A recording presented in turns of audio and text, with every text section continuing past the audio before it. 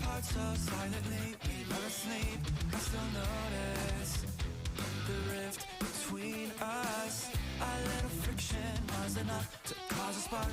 We both know it. Nothing good lasts forever. All the things I could have said, all that shit you never meant, makes it hard to start again.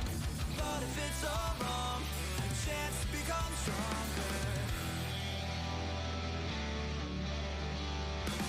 Cut my teeth on a peak that we can't climb. Feed the image projecting in my mind. Say you were overwhelmed all the time. 'Cause I tell myself sure. Wait, we're a shell of what we were. But sleeping alone hurts. Stay, 'cause I'm overwhelmed all day. 'Cause I tell myself, suspend my disbelief. It's all pure dopamine.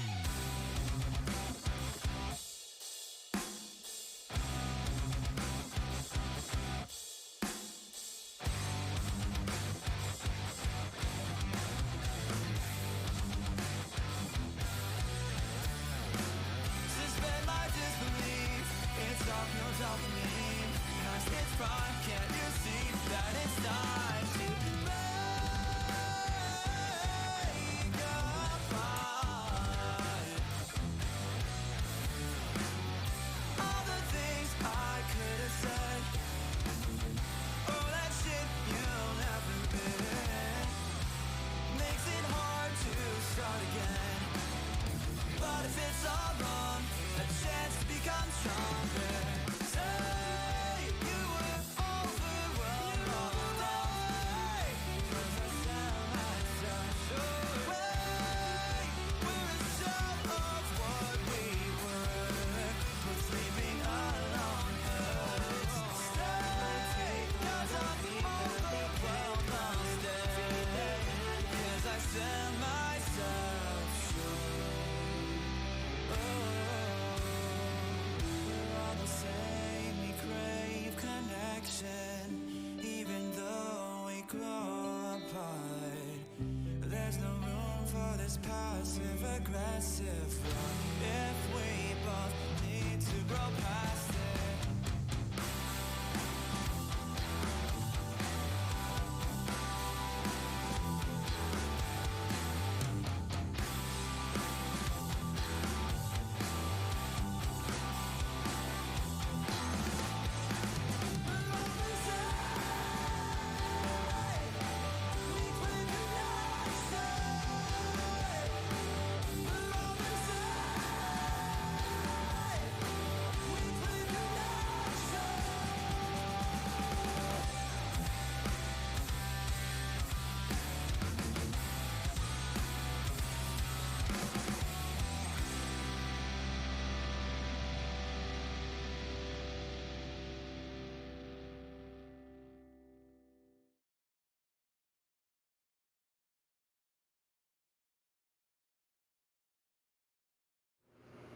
Hello, hello, hello. Welcome, everybody, to episode number 6 of the Talk Footy to Me podcast. Let's see if we got it right this time. This is our 6th episode. I think we're inching closer to professional status. No, we're not. I messed it up. There's still something on my screen. There we Oh, go. no. Can you guys hear Michael? Can you guys hear me? Give us a thumbs up if you can hear both of us. Why is there no pog? I'm getting ripped apart here on Twitch for not having better TTV enabled properly. I thought I did what I had to do. I did. The Keck W and the Cat Jam are working, but apparently Pog is not working, which I swear I enabled yesterday, but I will look into it, Gavin. Welcome in, everybody. Welcome to the Talk Footy to Me podcast, episode number 6. I'm OfficialH2. I'm joined by my brother and my lovely co-host, Mykal87. Michael, take it away, brother. Hello, chat. Welcome to the stream. Those of you listening on Podcastville in Spotify, welcome. Those of you who are watching on YouTube, welcome. Those of you who are watching on YouTube and not leaving a like and a comment on the video, though. We see you. Yeah, I see you. It doesn't help. Leave a like and a comment on the video. Anyways, rant's over. But exciting news, everybody. We're going to be on Apple Music. 6 weeks later, I talked over. We're going to be where? We're going to be on Apple Music. The deal's done. We're just waiting for final approval, and then all episodes will be on Apple Music. If you're listening on Apple Music, you're welcome. It took me forever, and I was on the phone for about 5 hours. But and we sold our souls, and we're forever done. in debt. But yeah. Well, that's not because of this. But anyways, Spotify FC. We're obviously on Spotify. We're also going to be on iHeartRadio, and we're going to be on Pandora. So literally anywhere that you would possibly want your podcast, we're going to be there for your listening pleasure. I'm in a great mood. I had a phenomenal week. I had a phenomenal weekend. You, on the other hand, not so much. I mean, you're recovering from being ill, so Yes. I'm glad that you and your family are doing better. Thank you. I appreciate that. You got to take your son to one of his first ever games. Do you want to talk about that? Yeah, it was awesome, man. We took my son. He's 5 now. We took him to a Cavalry FC game, which is our local game here. He lasted until halftime, which was great. It was kind of convenient because there was a so he's Ronaldo. Yeah, basically. Wow. Does he last till halftime? But it was one of those things where we kind of got lucky because it was a rain delay. Well, not lucky, but you know what I mean. It didn't feel so bad that we left a little early because of the rain delay. But the second half ended up being delayed by like 30-35 minutes. So he had a great time, man. It was fun. It was a great atmosphere. I'm glad he could watch. We didn't score a goal, so he was just kind of waiting for that the entire time. But hey, it's a great starting point, and hopefully many more games to come. Your son and Man United fans have a lot in common. A lot in common, just praying for good days, praying for a goal. Well, except for this weekend. Except for this weekend, yeah, we'll get into all of that. But I hope you guys had a good week. It is Thursday when we are streaming this on Twitch. So if you guys are, like Mykal said, listening or watching through any of the other avenues, Mykal and I both do this live on Twitch every Thursday. Feel free to join us, interact in chat, just as so many of our lovely friends in here do. But with that out of the way, I think we can dig right into episode number 6 and. Let's start with the most actually, you want to talk about? I want to do a special shout out, let's go. I didn't talk to you anything about. Let's go. Our boy H2 has officially hit 500 followers, chat, on Twitch. Thank you, bro. Which may not sound like a lot, but when you and I started this around the same time, the growth that you've made on your channel, big shout out to you, my friend. Congratulations on that. I'm really, really excited for you. It's been an honor working with you on and off stream. Congratulations, my friend. You deserve every single one of them. Are you trying to get me to? Am I trying to get you to cry on podcast? Yes. I mean, this would be the second time in 2 nights, but thank you guys, man. I couldn't do this with a better community. Mykal, it's like I said off stream to you. You know how I feel about you. It's an honor to get to do this with you, and I'm so glad that our paths have crossed. And this is just the beginning for us, man. Both of us are on this journey, and we appreciate that we can bring you guys along for this amazing ride. But thank you. That means a lot from the bottom of my heart, and thank you to my lovely community and Mykal's as well for just being such solid people. Okay, that was nice and sentimental. Let's talk footy, exactly, Michelle. Yeah. So now we can talk footy. Yes. Now we can talk footy. Footy. That personal business is out of the way. We're gonna start with says your girlfriend, by the way, who is like, she's like, all right, move on. She's like, enough mushy stuff. Like, you guys are disgusting me. It's bad enough. Let's start this podcast, episode number 6, with probably the most exciting league in the world. Bundesliga. Not yet. Just kidding. No, just kidding. Just kidding. Let's talk about which one? La Liga, I was gonna say. No, Ligue 1. We have one talking point from Liga. No disrespect to Ligue 1 fans, Uber Eats Ligue 1 fans. I'm just kidding. We have a few talking points, but I mean, we looked at the red cards, and 7 red cards this week. I think it was a similar number last week as well. I didn't get to take in a lot. 8 red cards this weekend. Okay. Yeah. Danish Superliga. Close, yeah, Kilma. Close. 8 red cards, and I think the highlight for me was, like you and I kind of talked about, PSG and Lille. That match, for those of you that haven't watched or have lived under a rock, ended 7-1. PSG beat Lille 7-1. And at first glance, you think, okay, that's kind of an interesting sign because, you know, Lille is kind of seen as one of PSG's main competitors. But then you start to look at Lille, and as Mykal so rightly pointed out when we were talking off stream, they've lost Sven Botman. They've lost Zeki Celik. They've lost Renato Sanchez. They lost Burak Yilmaz. Not that he was, you know, super duper involved in the goals, but, you know, they are a different Lille than we're used to. But still, 7-1. What are your thoughts on that, Mykal? PSG beating Lille, not some lower table team. Like it's Lille. Yeah, Lille was expected early in the season. I think we actually both predicted them to be top 5. I think we even put them top 3, if I remember right, going back. But they're a team that's a young talent that got picked apart, as you said, a lot of big transfers I was really surprised they were able to keep Jonathan David, to be honest. I thought he was going to be out the window. Yeah. Canadian. But Jonathan David. I think he's going to have a phenomenal World Cup, by the way. He's just built for that type of football. So I think it was a powered performance, honestly. You look at they scored in, what was it, 30 seconds? 4 seconds. No. It was instant, man. It was it was like, it was kickoff. Yeah, Messi. Was it Marquinhos over the top to Messi? Messi squared it to Mbappe and scored. Yeah, they worked on that. 8 seconds. Sorry, that's the official time. And I don't know if that's more impressive that PSG was able to pull that off, or it's more disappointing that Lille allowed that kind of thing. But I will say their football looks good. In the highlights that I rewatched that game, every single one of those goals that they had, the movements were fluid. It wasn't what we saw with Pochettino, where it was kind of like you're an all-star team, go figure it out kind of thing. You see a lot more fluidity with this team and a lot more passion. I saw a tweet this week in PSG's training. It was being memed because what it was they were doing like a hand drill. And so it was like, I think it's designed to like encourage not only quickness and pace, but also teamwork and communication, where the players were hand in hand. Like, it was teams of two, and you had to hold your hand to your partner, and then you had to run around and basically play tag, right? Oh, I saw that. And it's like a last man standing kind of thing. And it was Neymar and Messi holding together. And then you had Mbappe was with Kimpembe, I think. I don't remember. But either way, you're seeing this, like, this coach is putting an emphasis on trying to build this team, which is actually, I like to see, because the memes from this team are obvious, where the Mbappe taking over and wanting to sell the team, and he's the bastard child of the Super 3. So sulking in the corner.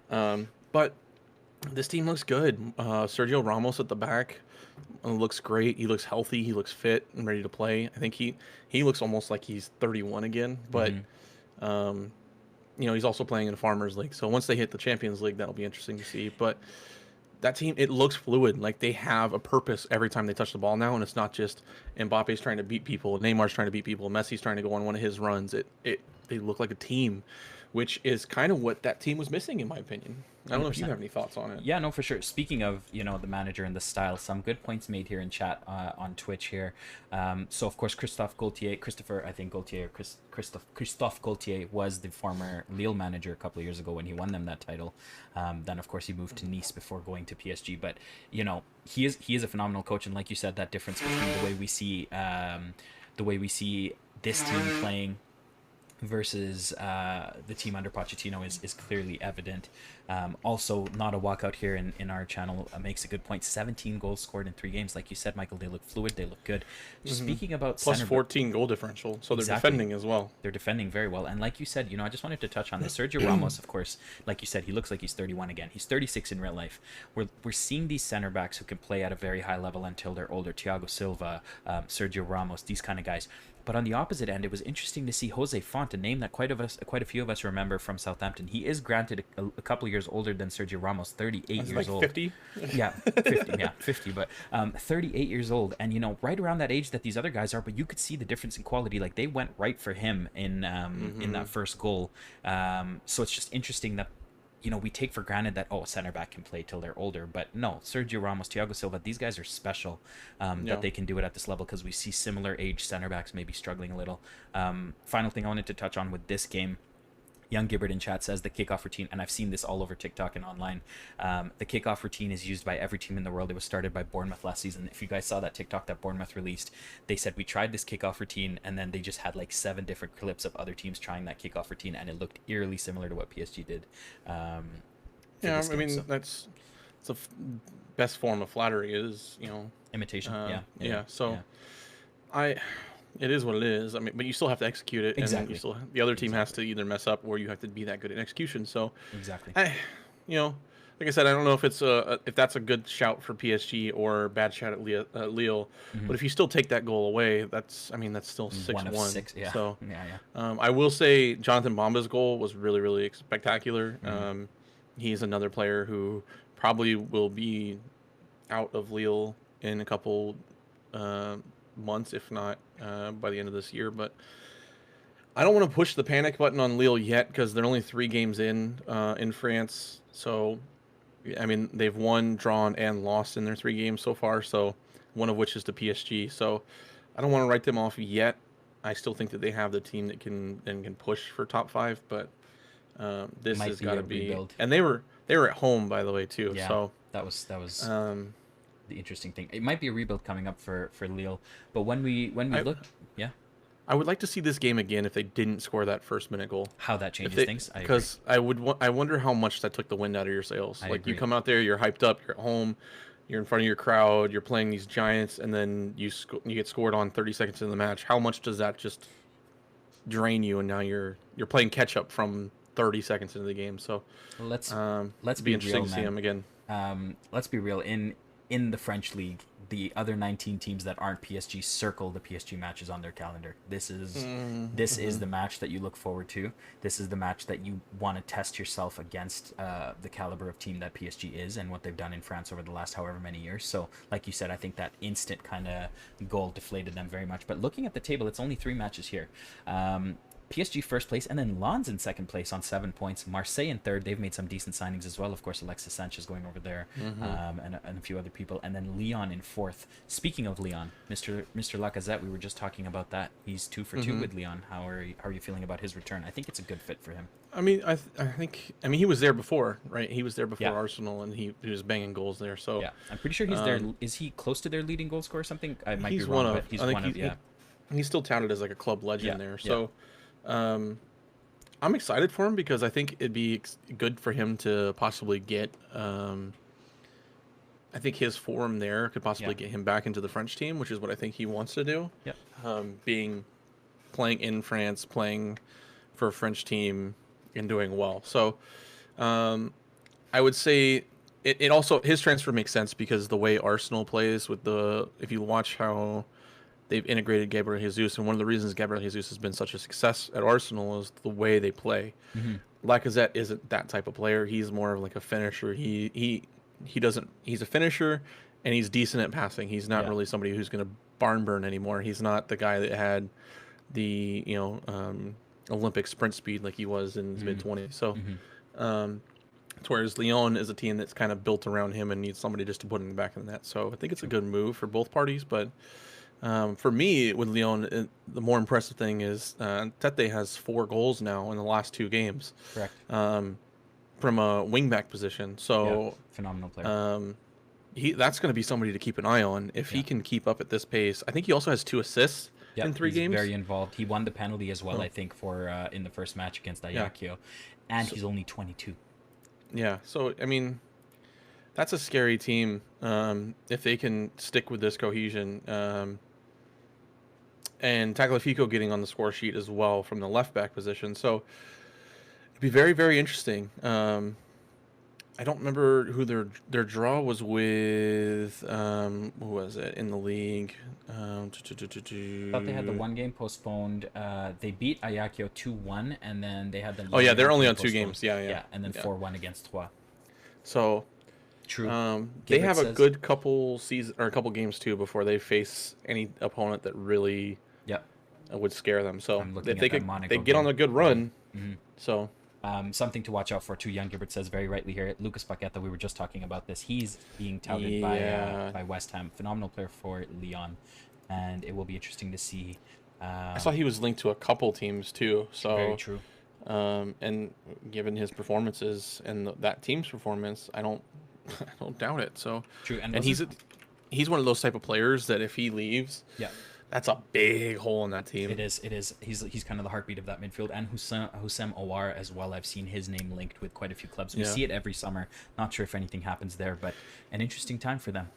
Paqueta was when we were talking offline. Paqueta was one of those midfielders I said that Liverpool should have looked at, and we'll get to that a little bit later down the road. But he's one of those midfielders who he does give a little bit defensively. He's kind of like he's like a lesser valued KDB in my opinion, where he can definitely contribute defensively, but his ability on the ball to finish and pick out a pass, amazing vision on that player. So, I think if Lyon lose him, they're going to be a lot worse off as a team. And who could forget about the Brazilian but dances?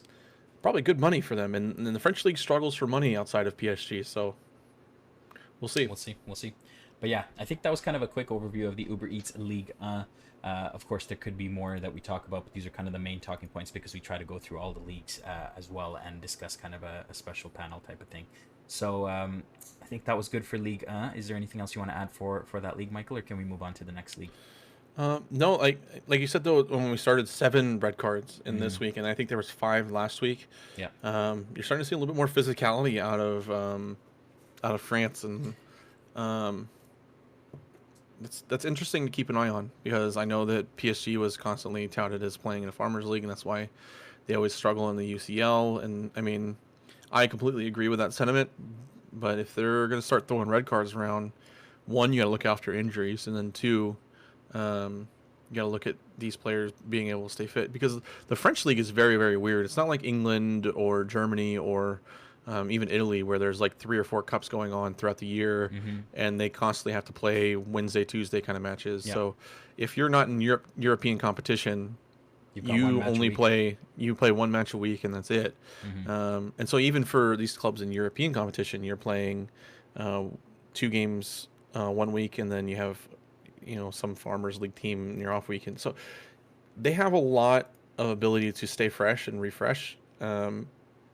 But I think the league as a whole is looking a little bit more competitive, which is exciting to see. I do agree. Someone did ask the question over the weekend in the Discord.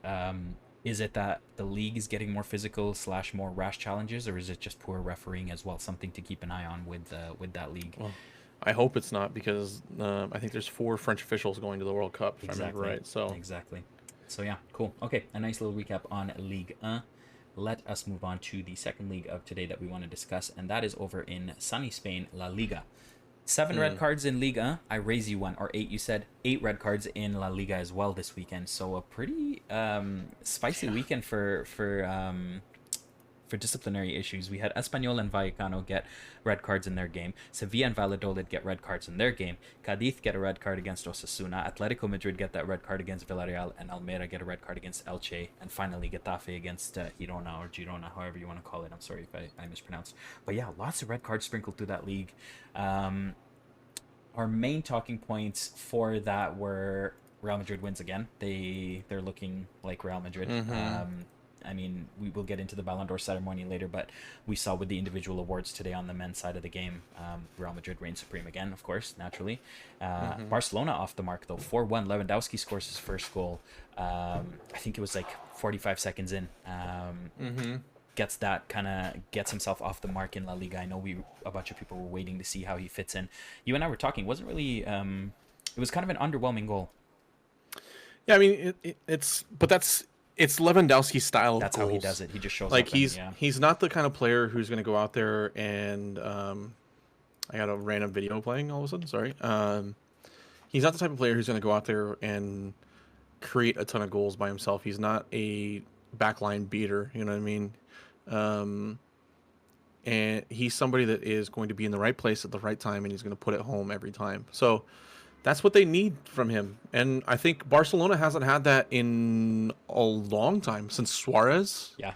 And before that, Eto'o, maybe? Yeah. Because before that, it was like, David Villa, and like they had a lot of creative strikers. They didn't have... pure goal scorer, like guys who they didn't have. So I think he's the type of player that team needs, because you look at the creativity around him. 100%. With Dembele, Ansu Fati, Memphis Depay staying now, by the way, which is an interesting turn of events. Fell through, yeah. And then they bought in Rafinha. I think that it makes sense. He's the type of player who's just going to be in the right time and right place for these crafty kind of skill players to put the ball onto. And that's what Rafinha was good at Leeds. Like, a lot of people want to give Rafinha crap, and they don't really understand why he was purchased. But That's what he was good at when he was at Leeds. He was crafty, yes, but he also was good at putting the ball into dangerous positions. 100%. And Leeds just didn't have anybody that was there to finish it. Well, now he's aiming for Lewandowski. He's one of the most prolific finishers of all time. So I think it's going to be good. I mean, Dembele also contributed. Ansu Fati contributed. So he's another player who's going to soak up one center back every time. And that's kind of what Benzema does when he's at Real Madrid. Is he constantly is soaking up a center back. And so now you have 3 attackers. You're getting to see a little bit of old school Barcelona, and I think that's what Xavi's wanting to build. I just wish that they wouldn't have done it with Lewandowski, as a Bayern fan, of course, but also because Lewandowski's 90 years old and probably only going to be there for 2 seasons. So still a tricky period for them to navigate. I know the Koundé thing being not registered is because of his injury, whatever. But I mean, they're asking close to like 20 to 30 million from Chelsea for Aubameyang, a player that they got on a free, a 33-year-old striker who I still think has goals in him. But I mean, they're asking for 30 million euro profit potentially. And say it doesn't work out. The Depay deal fell through. The Aubameyang deal might fall through. Is De Jong staying or leaving? I mean, are we 6 days away from Koundé? Yeah, like what's happening there? Because he wouldn't be able to be registered until January, if I'm not mistaken, if this kind of doesn't work out. And that's if he wants to stay. Exactly.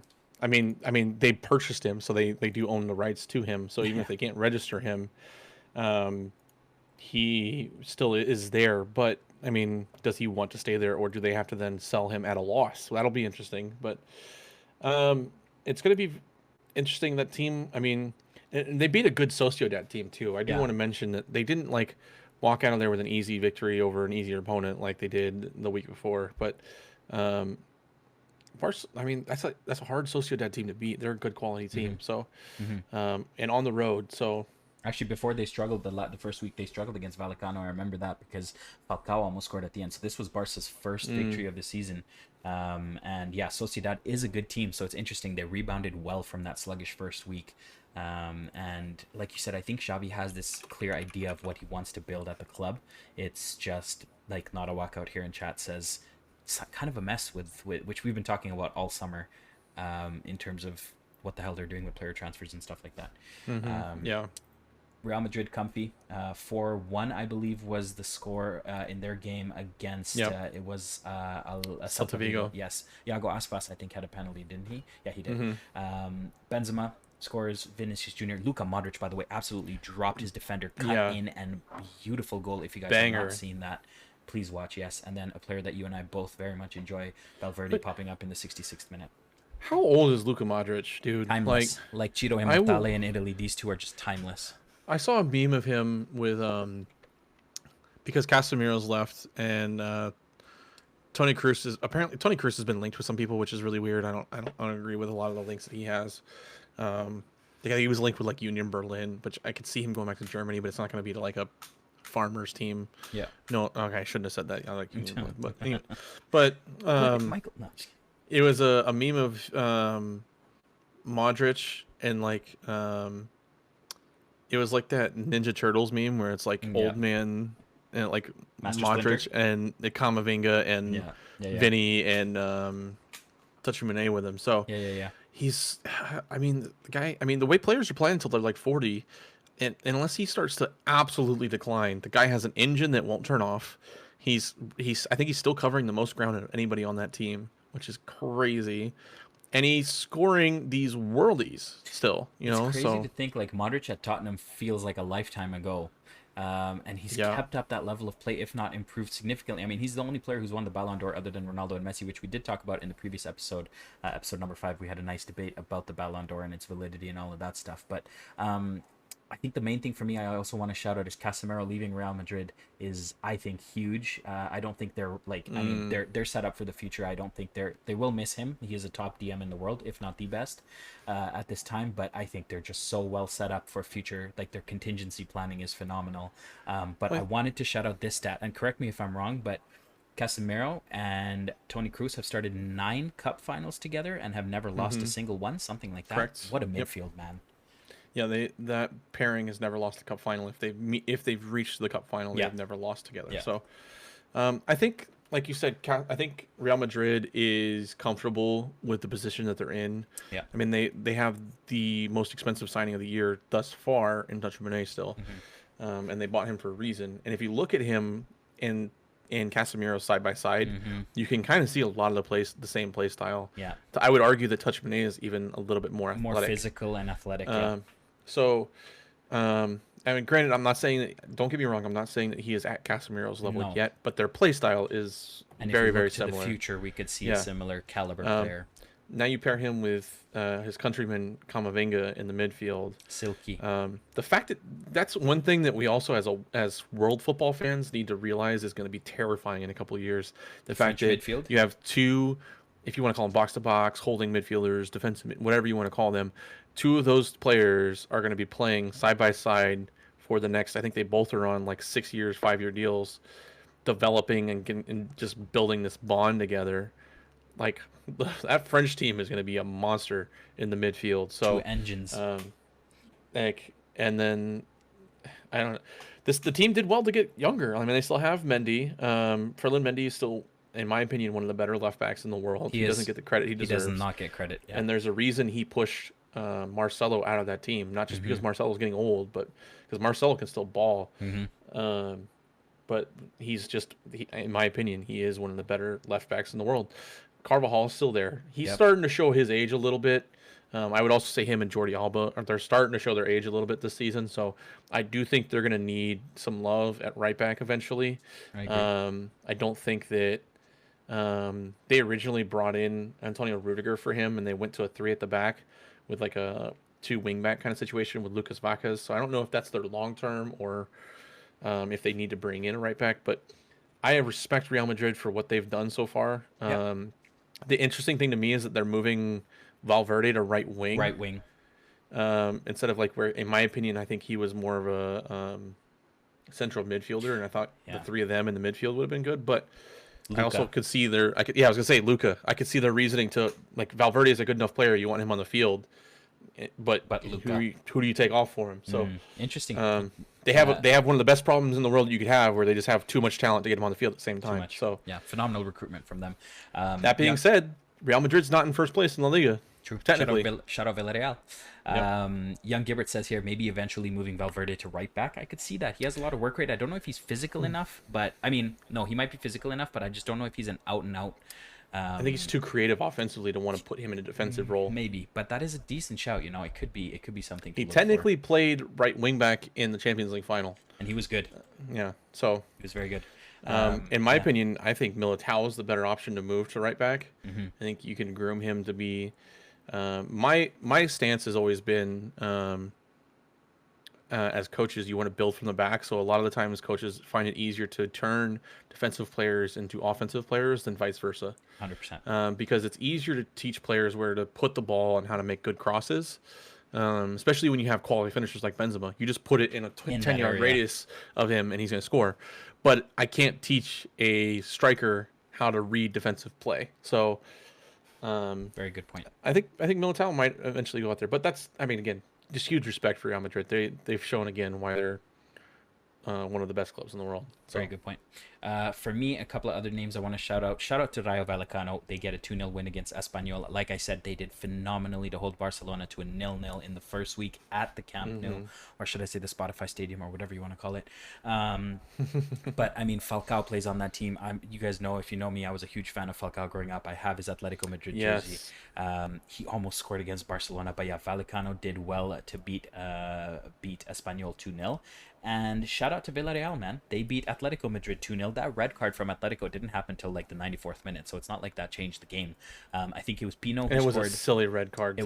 It was Pino in like the 73rd or something, and then I'm seeing here Gerard Moreno scored a last-minute, kind of 97th minute goal to put that to bed. And like you said, Real Madrid and Villarreal both on 6 points, but Villarreal have +1 goal difference. And a really exciting game, it was a later game, was the Sevilla Valladolid game. Because that game was just last minute action. Valladolid scored on the road in the 80th minute.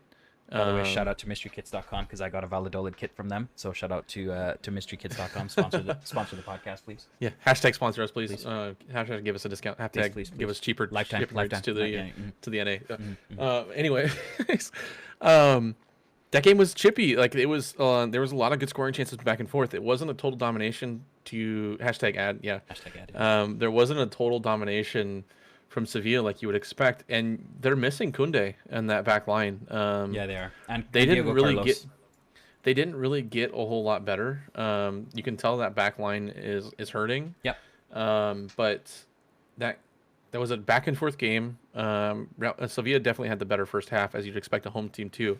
But Valladolid came out and they pushed and they pushed and they pushed, and they ended up getting a decent goal in the 80th minute, which Sevilla immediately came out and they made. I think they made like 2 offensive subs like right away, and then were able to bang home a goal in the 86th. Yeah. And then you had a big scrum shortly thereafter that. I think it was right after the goal, and then the referee sent 2 players off. So a really chippy affair in Spain. As we've seen all through the games this week in Spain. Yeah.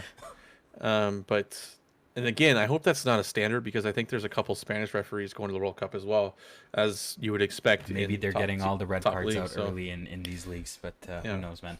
But that was a good game to watch, and one that I wouldn't want to sleep on. Yeah. But like you said, there was just red card after red card after red card. Betis had to rely on 2 penalties from Iglesias. The timeless wonder, Iglesias, by the way, what is he, like 95 years old? Yeah, 96, I thought, but yeah. Oh, yeah. So, La Liga had a lot of exciting games that really came down to, they were grimy games. I don't want to say there wasn't a lot that came down to the wire other than the Sevilla game, but they had a lot of games where it was a lot of pushing back and forth. So, excited to see what next week's holds, especially with so many of these red cards. So, No, a very interesting weekend. Looking ahead to next week, nothing of course I'm going to watch as many as I can, but none of the games really jump out too big. Pretty, I think, evenly matched games throughout. Barcelona face Valladolid, Real Madrid face Espanyol. Getafe and Villarreal, I think, are going to be good matches. Villarreal on the road has a reputation of bunkering in Atletico Madrid style and kind of countering. And Getafe needs a win this season, so they have a lot to come out for. So that'll be a really interesting game to watch. Like you said, the other big dogs in this league have kind of walk in the parks this week. Yep. But Valencia, Atletico Madrid on Monday is going to be a good one, because again, Valencia is rebounding from an iffy loss.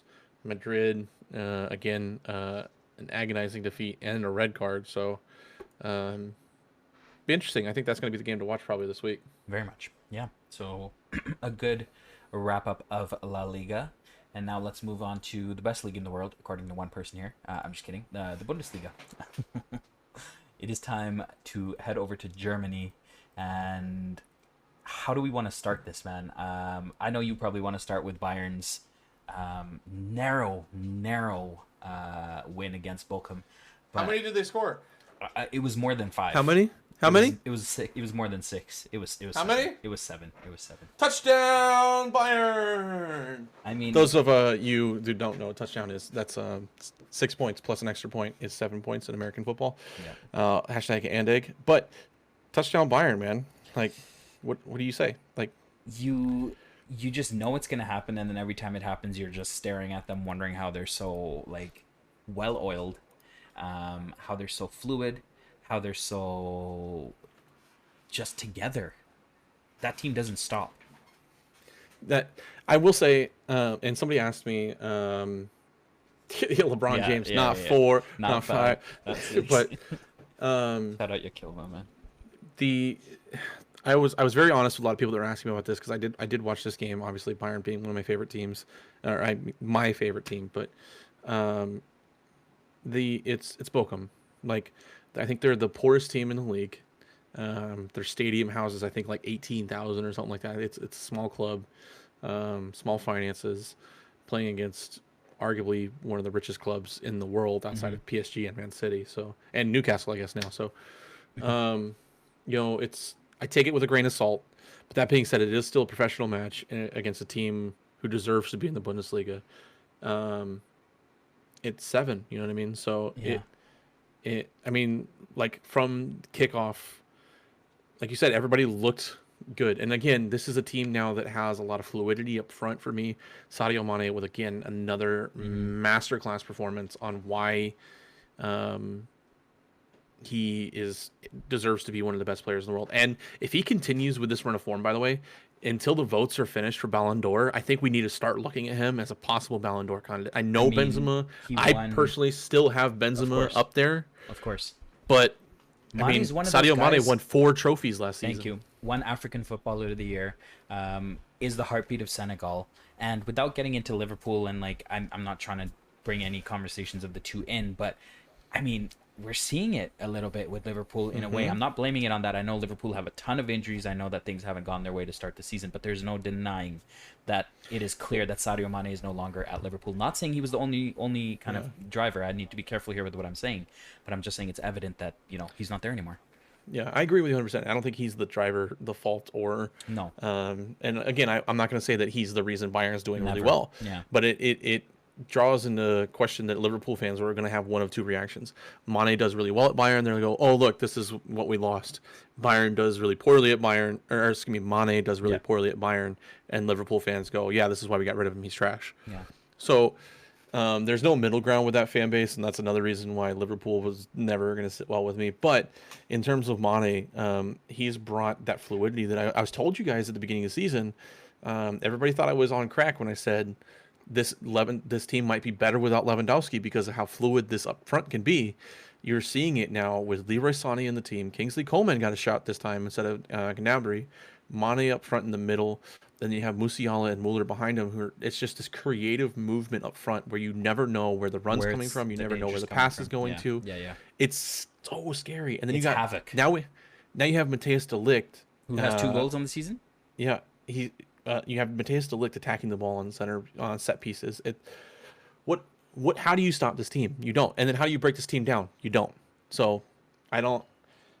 The only way I can think of is like maybe a Manchester City team that has the ability to overload this kind of team. So, but yeah, again, I'd still take it with a grain of salt because we haven't really faced any big opponent yet in Bundesliga. But a 7-0 win on the road in the top flight in Germany, one of the top flights in the world, is still something to say. I think the 6-1 against Frankfurt doesn't get talked about enough. That's the Europa League winners. Yeah, I mean, still in Frankfurt. Yes, and the fans were it's not an easy place. It's not an easy place to play. I think I'm gonna just start saying another week, another Bayern. I mean, at this point, it's like you expect it, you want to run from it, you want to hide from it, but it's there every week. I think our goal differential right now is like plus 24 or something like that. Geez. Yeah. Okay. What do you know what I mean? Like, what can you do physically? Plus 14, excuse me, plus 14. Plus 14 in 3 games, by the way. That's ridiculous. So phenomenal Bayern, yeah. But again, until we play, in my opinion, like Mönchengladbach always gives us fits. They've knocked us out of the cup last year. Borussia Dortmund, I mean, they fixed their own kind of peril, but and then Leipzig. Until we face some of these big teams, I'm kind of holding my judgments. But yeah, I'm happy with what I'm seeing so far. Did you watch any of the other games this week? Because that was the one that I was glued on. Yeah, so I had a chance to watch the Bremen and Dortmund match, which I wish I had this statistic, man. Shout out to Bremen. I know it's a mix of Dortmund collapsing completely defensively and Bremen just not giving up till the very end. But, I mean, Dortmund had that game in the bag. What was the exact times of the goals here? Let me tell you guys. So if you don't know, Dortmund was winning 2-0, and then, Michael, yeah, go ahead. The 89th minute. Yep. 93rd minute. Yep. And the 95th minute. 3-2. Bremen comes back after being down 2-0 into the 89th minute. I forget after conceding in the 77th minute to go 2-0 down, which was a nice goal, by the way. I forget the statistic, man, but this was the first time anyone's been down 2-0 this late in the game and come back 3-2. Usually it's all been draws and losses. No one's ever won it in the longest time. I wish I had the numbers for you guys, but I mean, shout out to Bremen. I know Dortmund is missing Adeyemi. I think he's still injured. Obviously, Haller has not had a game with them. Again, best wishes to him during his recovery. They brought in Anthony Modeste from FC Köln. But Modeste linked up a little bit here and there in the link-up play, but he wasn't really as, prolific, I guess, with his goal scoring as you'd expect maybe someone like Haller to be. And Dortmund is a young team. That's another thing. We will talk about the Champions League draw towards the end of the show, guys, and talk about things. But again, my comments about Dortmund are this. Yes, they have the talent. Yes, they're good on paper. And yes, they have a decent coach who I like. However, they're very young. And you can kind of start to see that mentally here where, I know it's one game and let's not overreact, but like Gibbert says, it's the first time ever that this has happened with a 2-0 lead so late just collapsing. I wonder what your take is on that game, Michael. Was this Bremen, I asked you this earlier, was this Bremen being good and not giving up, or Dortmund choking it, or a mix of both? I think it's a pretty even mix of both. Sorry, somebody just randomly honked. Yeah. But Bremen fought until the end, and that's what you get from this team. They're a young team that has a lot of fight to them. And the interesting thing, it was 2 of the substitutes that scored. So shout out to the coaching. But similar to what Dortmund did last week, the 2 substitutes scoring for them. You look at what Dortmund did with their substitutions. They brought on Emre Can, who is a defensive substitution, kind of. More of a like for sub with for Dahoud. They brought on Nicolas Sula, and I'm going to get back to that one. I want to asterisk that one. And then they brought off Modeste for Mokuku. They brought off Gittins for Reina, and they brought off Julian Brandt for Hazard. So they had three for sure offensive substitutes and 1 midfield substitute for a like kind of role. And then they brought on Nicolas Sula. I will say that Hummels has to come off because he's 90 years old and doesn't have the legs under him anymore, especially in a game with this kind of pace. And that's one of the reasons they brought Nicolas Sula in, is because of his pace.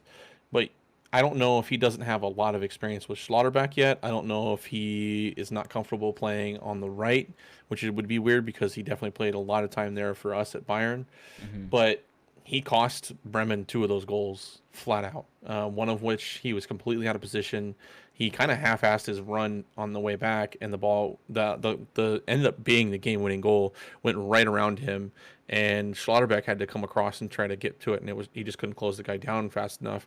And then the goal before that, Sula's just completely out of position. So, and a lot of people I were talking to about it were arguing that he conceded all 3 because the 89th minute he was also not marking somebody that he probably should have been. So, which is it's frustrating for me because I was upset when we let Sule go for free. Yeah. But with a performance like this, good riddance because he cost his team. And I'll still be the devil's advocate. Maybe it's not all on him. Maybe, like you said, it's the dynamic with him and Schlotterbeck, or perhaps that back line. But you kind of look at some of those goals and question his positioning. I will say this is 2 weeks in a row, though, by the way, that Kobel has looked like absolute shit in net for Dortmund. They are really missing Roman Berkey, and I think they need to figure that out because if he continues this up, they're not going to have a good finish because he's let at least 1 goal in a game that just makes you go, holy shit, David De Gea is the best player in the world. So Kobel looks like hot garbage for them. I think that they're in trouble defensively in terms of Rafa Guerrero is not a defensive left back. No, he's very much attacking. Marius Wolf is not a defensive fullback either. And so they're relying a lot on Hummel, Schlotterbeck, and Sula, and it kind of hurt them. You can see again, like I mentioned earlier, one of the reasons I mentioned their substitutes is they brought on 1 defensive sub, and it was not an additional center back. It was a center back for center back. So I don't know. This team doesn't have a lot of depth defensively, and I wonder if that's going to be their fall from grace. Interesting. But like I said, shout out to Bremen. I don't want to take anything away from them. 100%. They deserve that. You're playing in one of the most hostile environments in the Bundesliga, if not one of the most hostile environments in the world. Dortmund is a very, very hard stadium to go in and perform at. That fan base is loud. 20 minutes before the game and 20 minutes after the game, that volume is the same. So unless you concede a 95th minute goal to lose, then it's very, very quiet. So shout out to Bremen. They put in the work, man. Shout out to Bremen, man. Well earned 3 points for them. And that kit, by the way, that salmon kit, yeah, I kind of like it. I'm not going to lie. Yeah. That salmon kit. If you're not able to see this, well, I'm not going to show it because I don't want to get any sort of copyright strike. But if you get a chance, if you're listening to this afterwards or on YouTube or anything, pause here and go search Werder Bremen's away kit. That's salmon with like their green logos on it. Clean. I don't know. For me, I really like it because they also paired it with like that army green shorts or whatever. It was a class kit. I'm not gonna lie. Very I clean could never indeed. pull it off because I'm way too fat and way too white, but it's a nice kit, man. Very clean indeed. Cool. Good recap there. Leverkusen. It's really Neverkusen right now. Unfortunately, we have a really good friend of the channel here on Twitch, Dark Reading, and my guy is up every weekend ready to doesn't wanna watch talk this about team. And I mean, yeah, like it's when are they gonna score? Is Patrick Schick a fraud? I hate using those kind of terms, but I mean, what's going on? They had 14 shots against Hoffenheim, only 3 on target, virtually created nothing. Musa Diaby, who I have talked about before, I think is a great player, but there's just no end product with this team. There's rumors that Callum Hudson-Odoi might be going there on loan. So again, I wouldn't really call Callum Hudson-Odoi a prolific finisher. He is a good dribbler. He's direct, but he's not a finisher by any means. What's going on with Leverkusen, man? Well, one thing to keep in mind is that their backline is still young. I don't want to lane on that too much because Tapsoba and Jonathan Tah have had a couple games together and they should be playing better. But the team itself is really, really young. You look at their backline with Frimpong, Tah, and Tapsoba. They do have Hincapie, who's, I mean, if you've heard of him, stand up. Otherwise, it's it's just nobody in the world's ever heard of him. I mean, Bayern Leverkusen fans probably have heard of him, but I mean, yeah. I said it early on that Patrick Schick is either going to be, he's going to show the world that he should have been bought by Bayern Leverkusen or Bayern Munich, excuse me, or that he deserves to be in the second tier. And right now he's that second tier player. He's always that's always been his stigma, is that he'll score you worldies, he'll miss the easy ones. That's it, man. The guy is going to score from 6 yards away this season. I've seen. He's going to score 15 goals probably, and they're all probably going to be absolute bangers. But then you're going to look at the 45 other goals that he should have scored from inside the 8-yard box, and it's frustrating because he has the talent, but he just can't figure it out. And then again, I still want to hold my reserves off on this team until Florian Wirtz is back because he is a big component of this team. This season, by the way? I think it's like nasty. If I remember right, I think he's like rehabbing now. I think he's expected back early November. But by then, at this rate, the damage is done. You know, if you're conceding 3 goals at home to Hoffenheim, and like, I don't want to be totally disrespectful to Hoffenheim, but Hoffenheim's not a good team in the Bundesliga. They're probably a mid-table, if not worse. But you conceded 3 goals at home to Hoffenheim. That's... It's not looking good, bruv. Yeah. Yeah, exactly. Yeah, Leverkusen. I hate saying that, but I mean it's a fact, and we will talk again about this. But they have Champions League football this year. 5 teams from Germany, by the way, in the Champions League this year. We'll watch out for that discussion later on. Final thing that I had on here. Well, there's 2. We can talk about them if you want. But Eintracht Frankfurt unable to get a result against Köln. I think that was a 1-1 draw. And I didn't get to watch that, so if there's anything you want to talk about, or we could just mention the result. But also Union Berlin 2, Leipzig 1. Thoughts on both of those games? That's the one I watched. I missed the other one. Shout out to Union Berlin, by the way. I also was watching a little bit of the Stuttgart game. Stuttgart, unfortunately, looked like they're just going to be the same old Stuttgart. But the Union Berlin game was the one that I watched, and they handled Leipzig. I don't know what the deal was with Leipzig. But Pifok looked really good for them. Like, he scored the goal, but he also had a ton of really good chances, and he was really dangerous in terms of creating a lot of those chances. So I am excited to see what comes of him. And Union Berlin, this is the second time they've lined up in this 3-5-2. That they looked really good. So they were very fluid. They moved the ball around very well, and they're a young team that seems that they're kind of reminding me of like a Nottingham Forest story right now, where they're coming together collectively as a team. No Leipzig, on the other hand, Taiwo Awoniyi going back to Nottingham Forest from there, but no pun.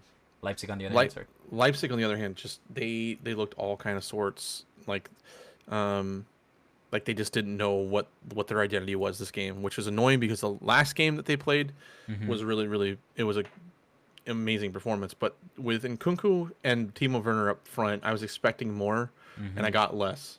So Is it going to take time to gel, even though Werner's going back? It's a different year. I think so. I don't know what they're. I mean, I will also say that they didn't play like their normal lineup. I will say Leipzig. I'm not really sure why, because I know they had one out for suspension on a red card, and that was from the first week. Yeah. Szoboszlai, if I remember right, was suspended. So Sabalet, Dominic. Yeah. but just it wasn't. I don't know. Rough game for them. Flat. Yeah. Really. Yeah. It was like flat soda kind of level performance for them. Yeah. I don't. So. We'll see. Long season still, but not looking good early on for Leipzig. Sorry, I bumped my table there. Union Berlin, by the way, sat in third place, tied on goal That's differentials exactly currently. right. Yeah, so. exactly. When we look at the table, Bayern in first, like Mykal said, 9 points, plus 14 goal difference after 3 games. But you got Mönchengladbach, which interestingly is a team that Mykal said Bayern has had issues with in the past. They sit in second place officially, 2 points behind Bayern, and then Union Berlin in third, Mainz in fourth. Dortmund down in 7th, but early days, and Leverkusen, the main story for me here, 17th after 3 games played, and not looking like they're going to get out of this funk anytime soon. They haven't even registered a point yet. That's what I'm saying, man. Like, they've scored 1 goal, I think it was. Was it? Have they even scored a goal? I think it was against Augsburg. Yeah, they scored 1 goal. And it was Charles Aranguiz. Yeah, so, I mean, they're struggling, man. But we'll see. Bundesliga. There's a lot of football left to play, but if a lot of football, yeah. If this Leverkusen's one of those where they need to right the ship soon, because if, like I said, if they're waiting for Florian Wirtz to get back, that's a long time. A lot of football between now and then. And Champions League to contend with. Gladbach looks good. I'm excited for them because they've always been that kind of on the brink team. Gladbach is a team that puts in work quietly almost every year. Yeah. Well, they're a team that holds on to a lot of their players. Like everybody's always thought that Ginter was going to leave and Jan Sommer was going to leave. And, Jan Sommer's come out and said, "No, I'm Gladbach through and through." Ginter's decided he's going to stay there forever. So very, very interesting team that like doesn't really get the attention that it really deserves. And then Dortmund, I think, will turn it around. I think for them, they're just in 3-game blues. Haller is apparently coming back soon, which is crazy when you consider the injury that not injury, but diagnosis that he had. That he's going through. A couple guys point out in chat, Ginter plays for Freiburg now. I think we just, it took years and years of constant speculation before he left. Also, Marcus Thuram is a great player from Gladbach, by the way, still very young. I enjoy... if you guys remember when he showed up to the Champions League match and the security guy didn't know who he was, he had to Google himself. If you guys I will say I was worried about that when they lost Zachariah. I was really worried that that was going to be a big hole in the midfield for him because he was a physical monster. But you don't. And it's really frustrating too because you don't see him at Juve. You don't really see him in the Juventus squad. Yeah, so that was kind of an interesting one, that transfer. But little Switzerland that's what I used to call Mönchengladbach because at one point I think they had like 6 or 7 Swiss players on their team. Absolutely. But I hope they have a good season. I really do. I hope they get back into the Champions League because that fan base deserves it too. Yeah, Nadawaka here says in Twitch chat they are Juventus that is struggling to get rid of Zachariah. Yeah. It feels like that one fell flat. Yeah. Yeah, and I actually kind of thought that Man United would kind of swoop in and get Zachariah, to be honest with you, before they went and got Casemiro. I thought that would have been a cheap option for him, but the unfortunate thing is that Juve, when they signed him, I thought it was a good signing because I thought he fit a puzzle piece for Juve, but Juve decided to pay him so much money now that he's not going to be able to go anywhere. Yeah. So him and Arthur, as Nadawaka says, a player that I forgot about, the Brazilian midfielder Arthur. What a mess that was, too. Which is, again, an unfortunate waste of talent. It kind of reminds me of Rafinha when he went to PSG. Like, you see these top-tier players that go to these top-tier teams, and then they just kind of disappear, and everybody forgets about them. So, these Arthur was a good player when he went to Juve, and now you never see him anymore. No. Zachariah was a great player for Gladbach, and then he goes to Juve, and you don't see him anymore. So, 100%. I do think Zachariah will probably end up back in the Bundesliga. I don't be surprised if you actually see him go to a team like Dortmund, especially if they keep struggling the way they do, and they know he has success in the Bundesliga. I would not be surprised. Yeah. Interesting. Especially because, yeah, I remember one of the biggest things that a lot of people don't take and don't put respect on is that Dortmund lost Witzel. And Witzel was a really, really, really good player for Borussia Dortmund, and he shored up that midfield. He was one of those players, I remember when we talked about earlier, they subbed in all these offensive players, and they didn't really bring anody in the mid or in the defense. That rock. Witzel's that player that you could bring off the bench if he wasn't starting already, and he would just clear everything. Yep. So he's now at Atletico Madrid. Yeah, very, very good point. Cool. Good summary of the Bundesliga. We're just over an hour into the podcast, and it is time for the Big Boy League. Oh, wait, here you go. Wait. Please don't copyright strike me. I didn't hear it. Okay. I didn't hear it, but yeah, that's fine. My stream heard it. Okay. Well, Michael's stream, I hope you enjoyed what you just heard, because we just sat here and looked at Michael's pretty face. All right. What? It is Don't worry about it. Okay, let's move on. Premier League. What? I feel like we need to get one of those technical difficulty screens. Yeah. Please, streamers trying to figure out what they're doing. Okay, let's talk about the Premier League. Let's start with a kind of scrappy game. I think it was the first game of the weekend, actually. It was the Tottenham and Wolverhampton Wolves game. My main takeaway from this was Wolves actually had a good first half. Like they looked like they were. It was scrappy. They looked like they were trying to get something out of the game. I think Wolves had something like 20 total shots, but only 3 on target. The first half was all Wolves. Halftime comes around, and then the second half was Tottenham kind of woke up. And for me, the biggest thing I'm taking away from this is against Chelsea, Tottenham found a way, regardless of the decisions, whatever. We've talked about this on the previous podcast. Tottenham didn't give up. Their mentality did not go away. Now against Wolves, same thing. Conte has these guys believing that they can go into these games that are tough to get a point or 3 out of and find a way to get it done. Harry Kane scoring in the 64th minute. Mentality, are you noticing that with Spurs, Michael? Yeah, they have that never give up killer mentality that I think is gonna win them games. But to your point though, for me this game was more about Wolves. They impressed me. I will say there was a couple things that I didn't like Guedes starting up front with Podence. I do like Podence starting as striker. That one I'm not terribly disgusted with, but Guedes starting at striker, it just never worked. It didn't really work when he was at Valencia. I don't think it's going to work there. I think we had someone in chat here say last week when we were talking about that transfer too, that if he's played as a striker at Wolves, it might not work. Yeah. Especially when they have Hwang Hee-chan. I think that they probably should have put him up front and it's allowed not really Guedes coming to together have. for him at Wolves, I think, right? Like, Yeah. I mean, nothing's coming together at Wolves. That's what I'm saying. It's like this was the first game where they actually looked impressive, and they were dangerous. Yes, they only had 3 shots of the 20 on target, but they looked dangerous the from intent kickoff. was there. Yeah. Yeah, they didn't look like the inferior team that everyone wrote them off to be. And I do think that Conte probably had to have that talk at halftime where you're getting shown up by this team in our house. So, and to be completely frank, they snuck out of there with a win, to be honest. So just like they fought against Chelsea for that point, so they're finding a way, man. They are, regardless. It may not be pretty, but they find a way. Couple things with that game too are rumors, I guess. Pedro Neto might be rumored to go to Arsenal. I've seen that very heavily over the last few days, and it makes you wonder, what is Wolves' plan? I've said this all along, and of course we will talk about David Moyes and West Ham, which has come up recently, but my prediction for the first manager sacked is Bruno Lage. No offense to any Bruno Lage lovers and aficionados, but for me, I mean, Wolves are kind of in the mud here a little bit. I want to know what their plan is with Adama Traore. Yeah, they loaned him out to Barcelona. I thought he was well at Barcelona. They bring him in, and then he's coming off the bench, and then he's also, when he's not coming off the bench, he's playing in cup ties that no one cares about. Yeah. So, what's their plan with him? Is he a long-term option? Is he a Swiss Army kind of super sub? Like, I wish they'd figure him out, because I think he's a good talent, and I think that he deserves to be playing full time. Yeah. Maybe he just doesn't speak Portuguese and he's not going to fit in at Wolves. Who knows? So I think I like the Matias Nunes signing, though. I think that will take some time, but I think he is a very good pickup for them. And Not a Walkout in Twitch here says they're heavily linked with Kaladzic now as well. I think for Wolves, it's more finding their attacking identity for me. They look kind of lost going forward. We know Wolves is a team that isn't going to roll over and concede too many goals if they can help it, but they just look so flat. I mean, Jimenez carried that team through for a few years. Let's be very real here. He was the guy. enjoy him as a striker. I think he's a phenomenal striker and a very strong person as well in terms of his mental and emotional kind of strength.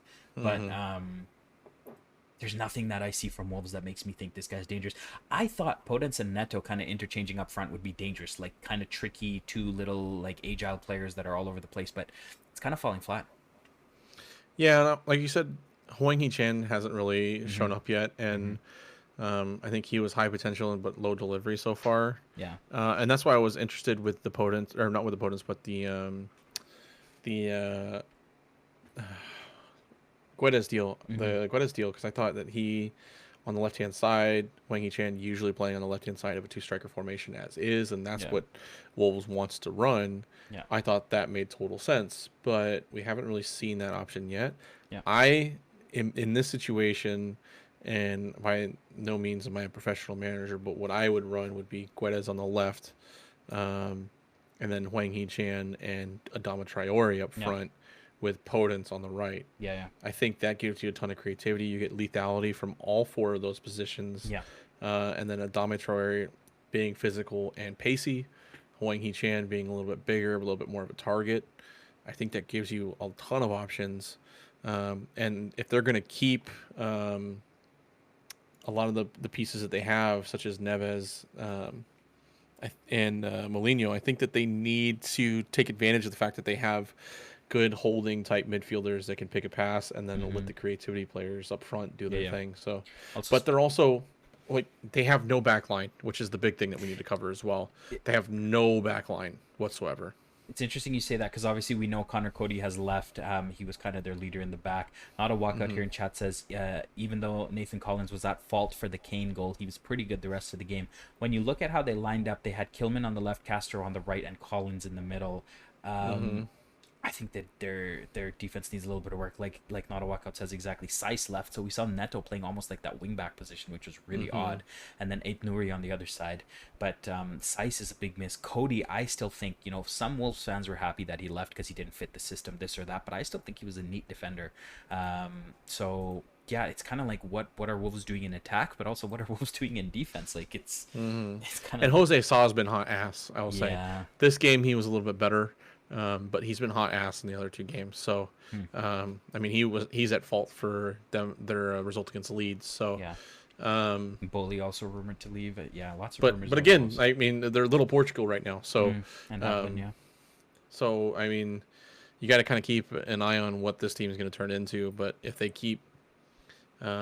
if they have more performances like this, they'll have a better turn of the season. But if they play like they did against Leeds, then I have a fear for what they're going to do. So, but I also want to shout out, like you said, Spurs, because they played really, really well in the second half. The first half was a little bit of a different game in the second half. And this is two games now where Spurs have come out in the second half and been a completely different team and fought for a result. Obviously, the quality opponent's different here between Wolves and Chelsea, but Spurs, I just don't. I don't see a lot of other attacking threats in the Premier League that are more lethal right now than Kane, Son, and Kulusevski. Perisic with another assist, by the way, 2 assists in 2 games for him. And his first start for Spurs, by the way. So, for me, the big thing with Spurs, again, is their back line is a nightmare to me. I think against better opponents, that's where they're going to be susceptible. Davies isn't a true center back. Eric Dyer never really was a true center back, but he's kind of adhered to that position a little bit. And Davinson Sanchez had a decent game, but you can also tell that he hasn't really melded with these other players very well. So when they don't have Romero, in the back line, you can kind of tell. So I think they're one big center back away from being a consistent team that doesn't really concede a lot of the chances that they did. And that's one thing that, yes, Wolves played really, really well, but the Spurs back line was a little bit suspect. So interesting. Let's see if Tottenham can put together a performance from the first minute kind of next week when they face who do they face next week? Let me just take a look here. Tottenham faces, I think it is Forest. That'll be a good one. Interesting. Moving on then to Forest. Conveniently enough, we have them next to talk about. Forest scored in the 81st minute, man. It was looking like they were going to get another 3 points. Everton was good going forward. Henderson in goal was great for Forest, I think. And then 81st minute they score. I think it was the 80, like a few minutes later, Jordan Pickford just picks out a peach of a pass to Damari Gray, route one, assist for that, and they get a 1-1 Oh my draw. gosh, that pass, dude. Yeah, Pickford. Don't get me started on that pass. Holy smokes. As a Chelsea fan, I was looking at that pass and then looking at Mendy's atrocity, which we'll talk about later, and wondering, what we did to deserve a goalie with the ball at his feet like Mendy is. But yeah, Everton, they haven't really gotten the results that they wanted, but I think they're looking like it's somewhat coming together. Like we've talked about before, Onana is a great signing, and but now there's all this thing with Anthony Gordon possibly leaving to Chelsea, which I've said many times is, I think, a ridiculous transfer fee personally. But yeah, I think Everton looked good. I think they were unlucky not to have more out of that game, but shout out to Forrest, who got a sneaky point there against Everton in a tough place to play as well. Yeah, and like you said, playing in Everton is never an easy place to play, and they were one of the best goalkeeping passes I've ever seen in my life away from getting a goal. So because he dropped that in on a dime, you can't, like, I wouldn't even, if I was a coach, I wouldn't even show that to my keepers, because I know that they're never going to pull that shit off. Like, that's, what I mean? That was such a peach. And to be able to watch that in the moment and just see how he did, like, you can see why Southgate wants him for England.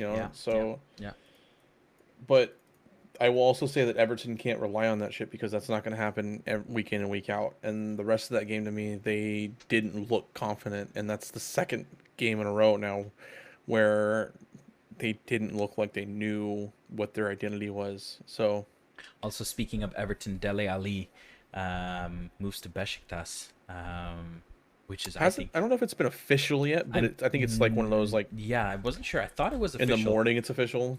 I see what you're saying. I swear I thought it was official, but possibly not. But still, I mean, yeah, it looks like there's no space for him it is official. Loan move that could bring Everton 8 million. Yeah. He's landed with he's holding up the scarf and everything. Not that yeah. Anyways, but that's an interesting one. Okay, Palace and Villa. 3-2 for Palace. That was an exciting game. I think a couple of things we had different takeaways from that. I thought the game was kind of very bright from Wilfried Zaha. He was involved again. He started the season really well. Every year we have those rumors about Zaha leaving possibly to a bigger club. Never seems to happen. Vieira has his team playing decent football. I think you mentioned you were a little concerned about Palace's defensive capabilities. Was it Palace's defensive no, thing? It's Villa's, because Diego Carlos with the injury, the whole drama with Tyrone Mings. So, exciting game, but I think we both were a little higher on Villa preseason than we are now. Yeah, and Edison Edouard, by the way, has been Odison. I think it's pronounced Edison, but I don't remember. Either way, Edouard has been a ghost, and I think he hasn't scored in like his last 8 Premier League games, going back to last season or something like that. All I know is he hasn't scored this season yet, if I remember right. So. Zaha's gonna be doing really well. His first goal, by the way, his ability he pulled his defender out wide, and it looked like he was just gonna hold the play up, and then all of a sudden he has this amazing snapshot with his weak foot that drags all the way across the goal and tucks it just inside the post. Like, an inch more to the right, and that's off the post and out. An inch more to the left, that's on the keeper's fingertips. So he's been phenomenal this season. The guy is a lethal when he's on his game. Is he always on his game? That's not necessarily. See him do it consistently. He's also a victim of his surroundings, I feel like, and like we talked about, and like you just said, he's always linked with bigger clubs. He's always one of those players that's the where's he going to go? What's he want to do when he wants to win something? But. He could easily make it into like a Real Madrid type team if he really wanted to, in my opinion. But I guess he's happy where he is, and God bless him, because there's not a lot of players that. I wonder if he's happy where he is, anymore. or if Palace just holds him back, because I feel like he's had his head turned a few summers. I could be wrong. I don't know the guy. Obviously, all we get is rumors through the media and stuff, but I feel like he's been close to wanting to get out a few times, and it just kind of never happens for him. But not a walkout says, for what it's worth, Edouard did score in the cup midweek. For what it's worth, let's see him do it. That's why I said. That's why I said Premier League goals. Let's see him do it in the league. Yeah. But yeah, I think go ahead. I say the interesting thing to me though is that the situation that they're in right now is that they're uh, Vieira is still starting a 4-3-3, which I know that he enjoys, but he's starting Jordan Ayew out on the right wing, um, which is kind of interesting. I mean, I will say that Ayew, I think he scored a goal last week from that position. And Ayew is a good finisher, but he did miss an absolute sitter in this game, which you would expect a player of his history to have scored. So, experience and caliber. obviously, to me, there's still a lot of questions about this Palace team. I still think that they're like a 10th at best kind of team. I don't think they're ever going to come close to European football, but I think they're nowhere close to relegation. I think they're just kind of sitting in the middle, sitting kind of pretty. But as you mentioned, my big concern though is Villa, because originally in the preseason, I picked them to be battling for the last place in Europe. Me as well. I think you did too. But that team, they losing Diego Carlos was a huge hit.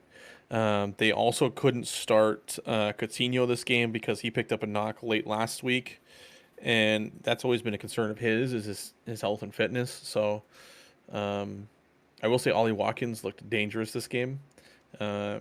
Getting him the ball is proven to be, a little bit of a challenge at times, but they do have Bailey and Buendia, so Bailey's they have better this game, but he's been kind of invisible to start the season. I'm not gonna lie. Yeah, and he's another one of those players where like when he's on it, he looks like the best player on the field, but he's a ghost more often than not. So, it's an interesting team, but they definitely, I can feel that there's no chemistry on that back line. Luca Digne doesn't really seem like he's gonna fit in there very long. Matty Cash, another one of those players who's just not consistent. And then Konsa and Mings just didn't really seem like they had any sort of chemistry together whatsoever, which is really annoying because they were one of the best center back pairings in the Premier League last season. So, agreed. I think you and I there's were a lot of a little Go more ahead. bullish on Villa than I think you and I were both a little more optimistic about them, I would say, than a lot of people were. But when you looked at actual like statistical websites or whatever you want to talk about, the lowest I saw Villa was 9th or 10th in preseason prediction. So I think it is surprising that they're struggling this much. Obviously the Carlos injury hurts, but I think it's a little deeper than that. Possibly I've heard some comments about Gerrard possibly being a little naive in terms of his managerial abilities. I don't fully agree. I still think he's a decent manager somewhere in there. I think this is just the growing pains of being a newer manager. Obviously he has some good success in his short managerial career so far, but I think it's not totally on him. I think it's a combination of things. It's kind of almost like the same situation as Liverpool, which we'll get into in a second. But without Coutinho in the midfield, they didn't really have anybody that looked like they were going to pick apart a pass from the midfield, and they had a lot of ability to win the ball back into midfield, but you saw a lot of when they win the ball, they would go backwards with it. Yeah. They didn't. They tried to rebuild from the back. So I don't know if that's Gerrard's style. For me, that doesn't seem like the way he would want to play. True. But again, when your key piece is out, and they had to bring Coutinho off the bench, I think by that point it's a little bit late because you need somebody like that all the time. So maybe they go out and they fetch a good loan of somebody. You look at like what Gallagher was able to do last season for Palace, so maybe they can go get some type of player like that. But their back line to me is the big issue. They need to figure that out and see if they can get back on the same page, because if they can, that helps a ton.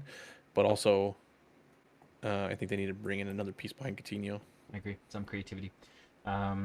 Shout out to Southampton. They beat Leicester 2-1. James Maddison with a nice goal there, but Southampton doing well to get 3 points on the board. Also, Fulham continue a nice win over Brentford 3-2. Mitrovic scores in the 90th. Palhinha scored from a set piece, I think, and Bobby Cordova-Reid, I think, scored in like the first minute. So a good victory for Fulham. And I will say the only thing I want to say about that game, other than Mitrovic's goal being really, really exciting and that crowd just going absolutely bonkers. Craven Cottage is back this year, yeah. Ivan Toney looks like he's going to be a problem for a lot of teams this year. And again, I mentioned, I think I said it at the beginning of one of our earlier podcasts. If not, I'm saying it now. I do not expect him to be a Brentford player after the winter window. I think he's going to go to some team that needs the help, because he is going to be a problem for a lot of teams this season. Yeah, I mean, I don't know. I don't know why, it makes like you look at someone like that versus like an Anthony Gordon, who again I know is a direct player here, his work rate is there, but when you see Chelsea willing to spend what 60 million on someone like Anthony Gordon, who it just doesn't make sense. So yeah, I think Ivan Toney is a really good striker, and he is just waiting to be given that platform. I think he deserves a call up for the World Cup this year. By the way, Interesting. maybe it's like a third. Maybe he'll be like a third striker option. But You heard it here first, guys.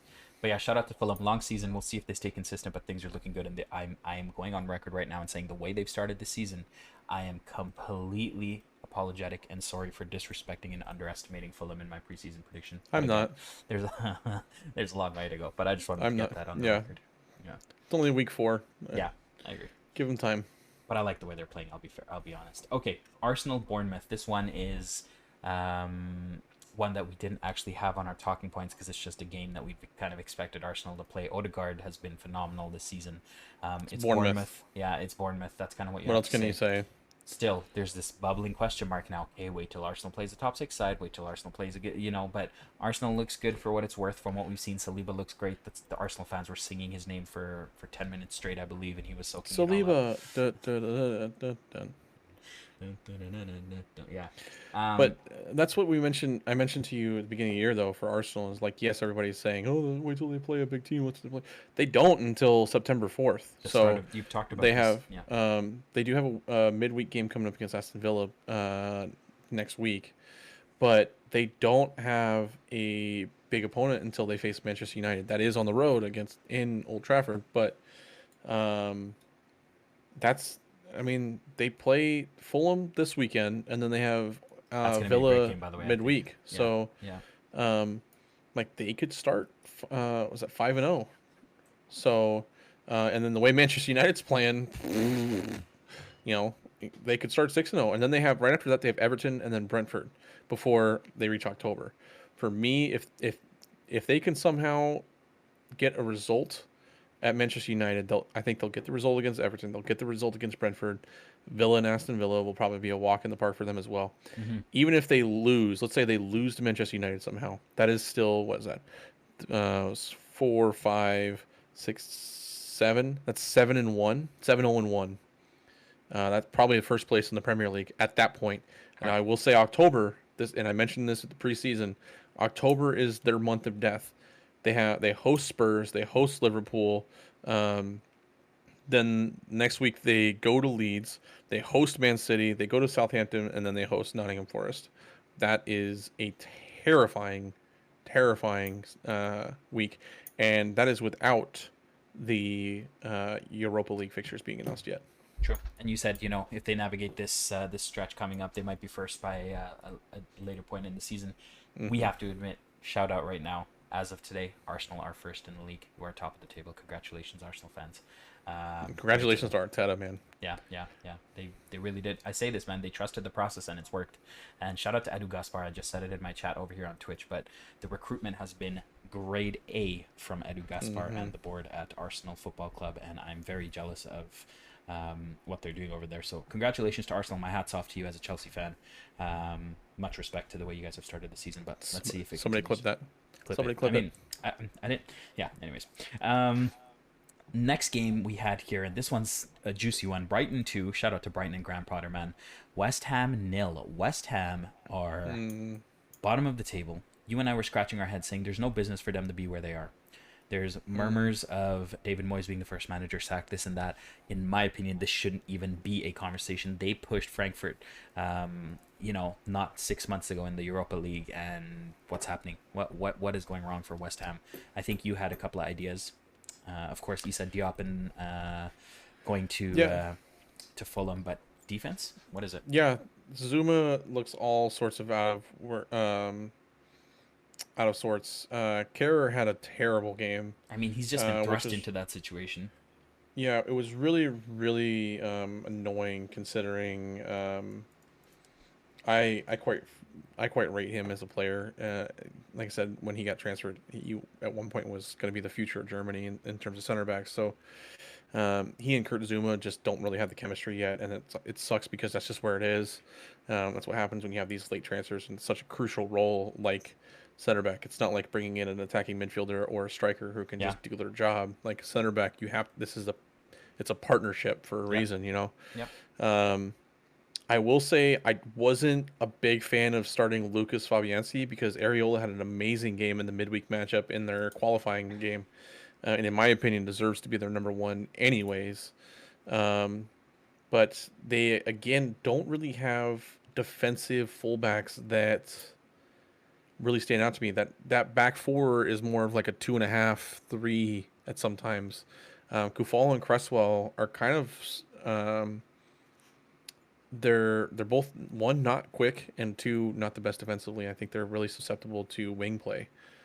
So now, you talk about defense. I talk about they haven't scored a bloody goal in the Premier League. They've played Forest. They've played Man City. Okay, Man City is tough, but they've played Forest and Brighton. And Brighton is a great team. Don't get me wrong, but 0 goals out of Forest and Brighton. Ooh, you've got a problem. I think if you're West Ham, we're not talking about a recently promoted team. We're talking about West Ham, who was in Europe just last season. And that's the annoying thing with this team too, is because they're one of those teams that's just kind of built very, very poorly. Like their back line, suspect. They have two great keepers who could arguably start as a number one in a lot of different teams.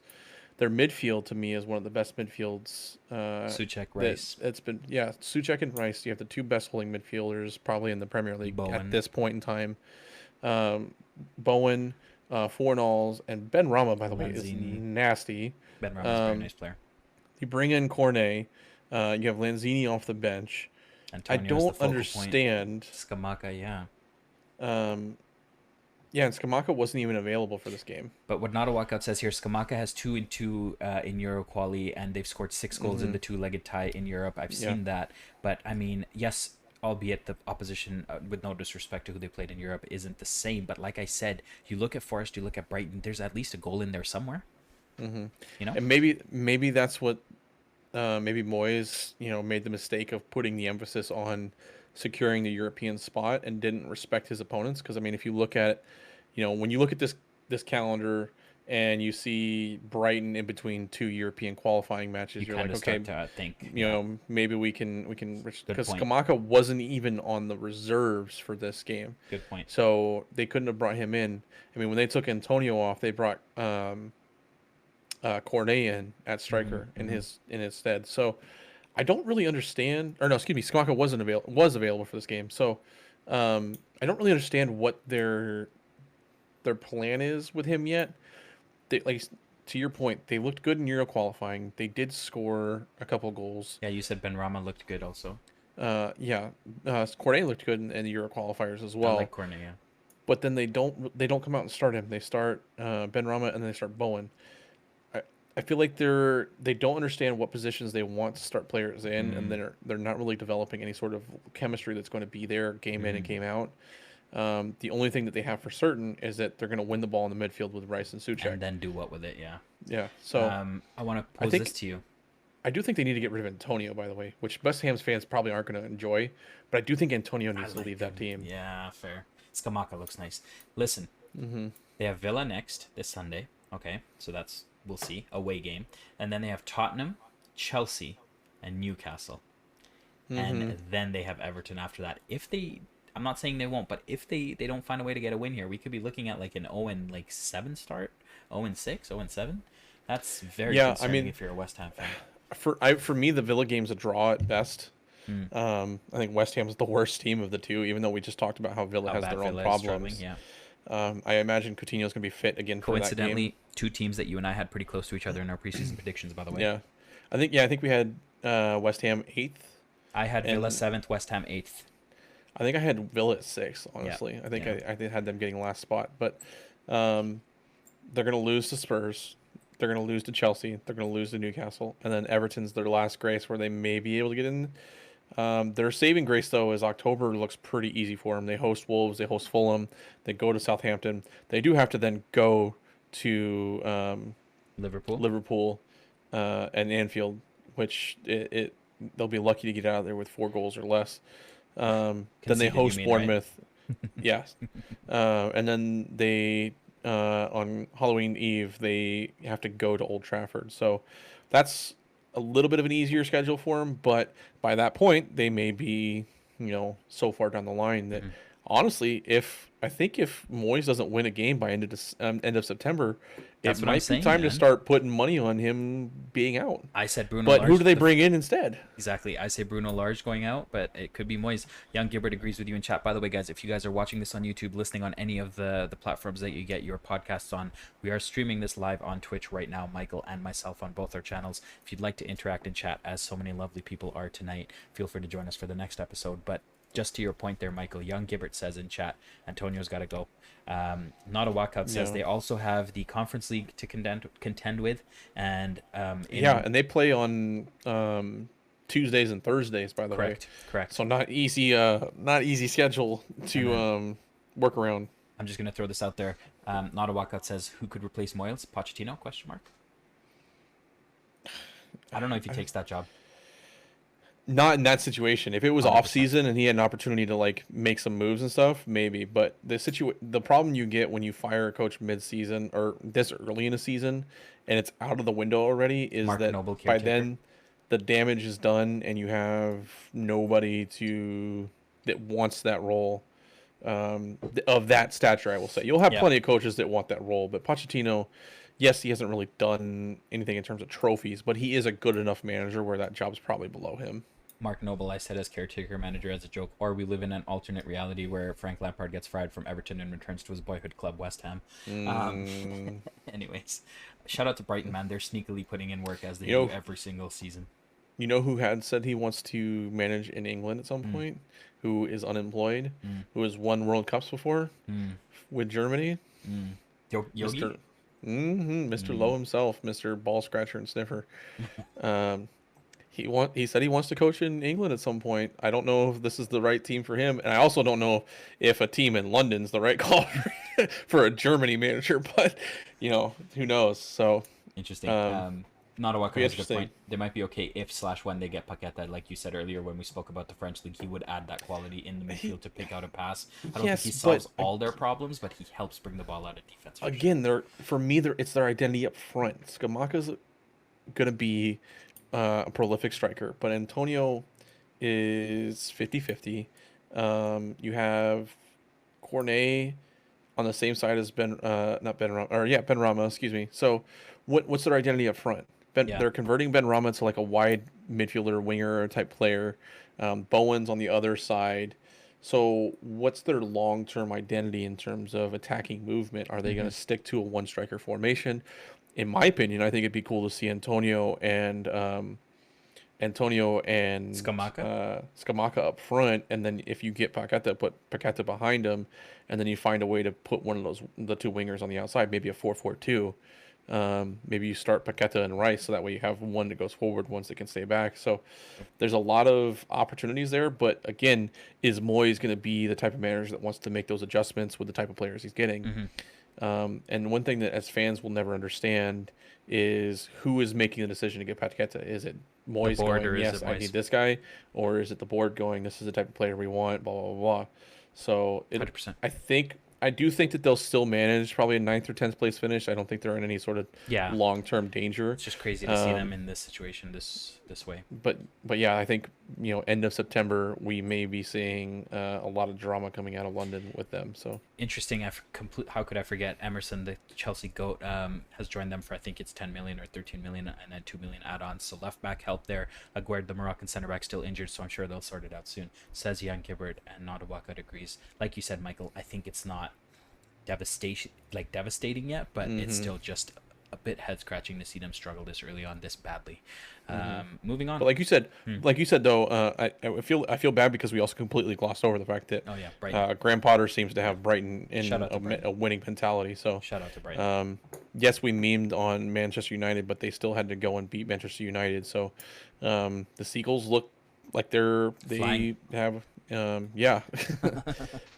he's got that team on board, so they may not be a big of a push that we originally thought. We both had them getting relegated. So Wait, what? I didn't have Brighton getting relegated. No, we didn't have Brighton getting relegated. No, did we no. not? I'm No, pretty no, sure no, no. I did. No, you had Brentford, not Brighton. There's zero chance you had Brighton getting relegated. Trust me. Trust me. Trust me. I promise. I think. Now I'm curious. I promise. I think. EPL predictions. Here we go. It's on. It's on. Here. No, you had Brighton in 1, 2, 3, 4, 5, 6, 7, 8, 9, 10, 11, 12. You had Brighton 13th. I had Brighton 13th as well. We had them at the exact same. So they're close. Yeah. So okay. Anyways, let's move on to a little painful one here. Leeds. I mean, painful for me. Happy for all my American brothers and sisters in chat here. Leeds 3, Chelsea 0. Where do I start, man? Like, where do I start? I wrote on this Team America obliterates Little America because Todd Boehly owns Chelsea. Now we have Christian Pulisic. But Leeds is Team America right now. I mean, Jesse Marsh or whatever. Brendan Aarons. Where do I start? I'm going to try to put together a cohesive set of thoughts. For those of you that don't know, I am a Chelsea fan. Have been for 14 seasons, 15 seasons, avidly. So I've said this all season long. Chelsea has no attacking identity. Ever since Drogba left, Diego Costa was the only flash of a striker that we've had. We lack any sort of pure striker / goal scorer for forever, since Hazard, Drogba, and Diego.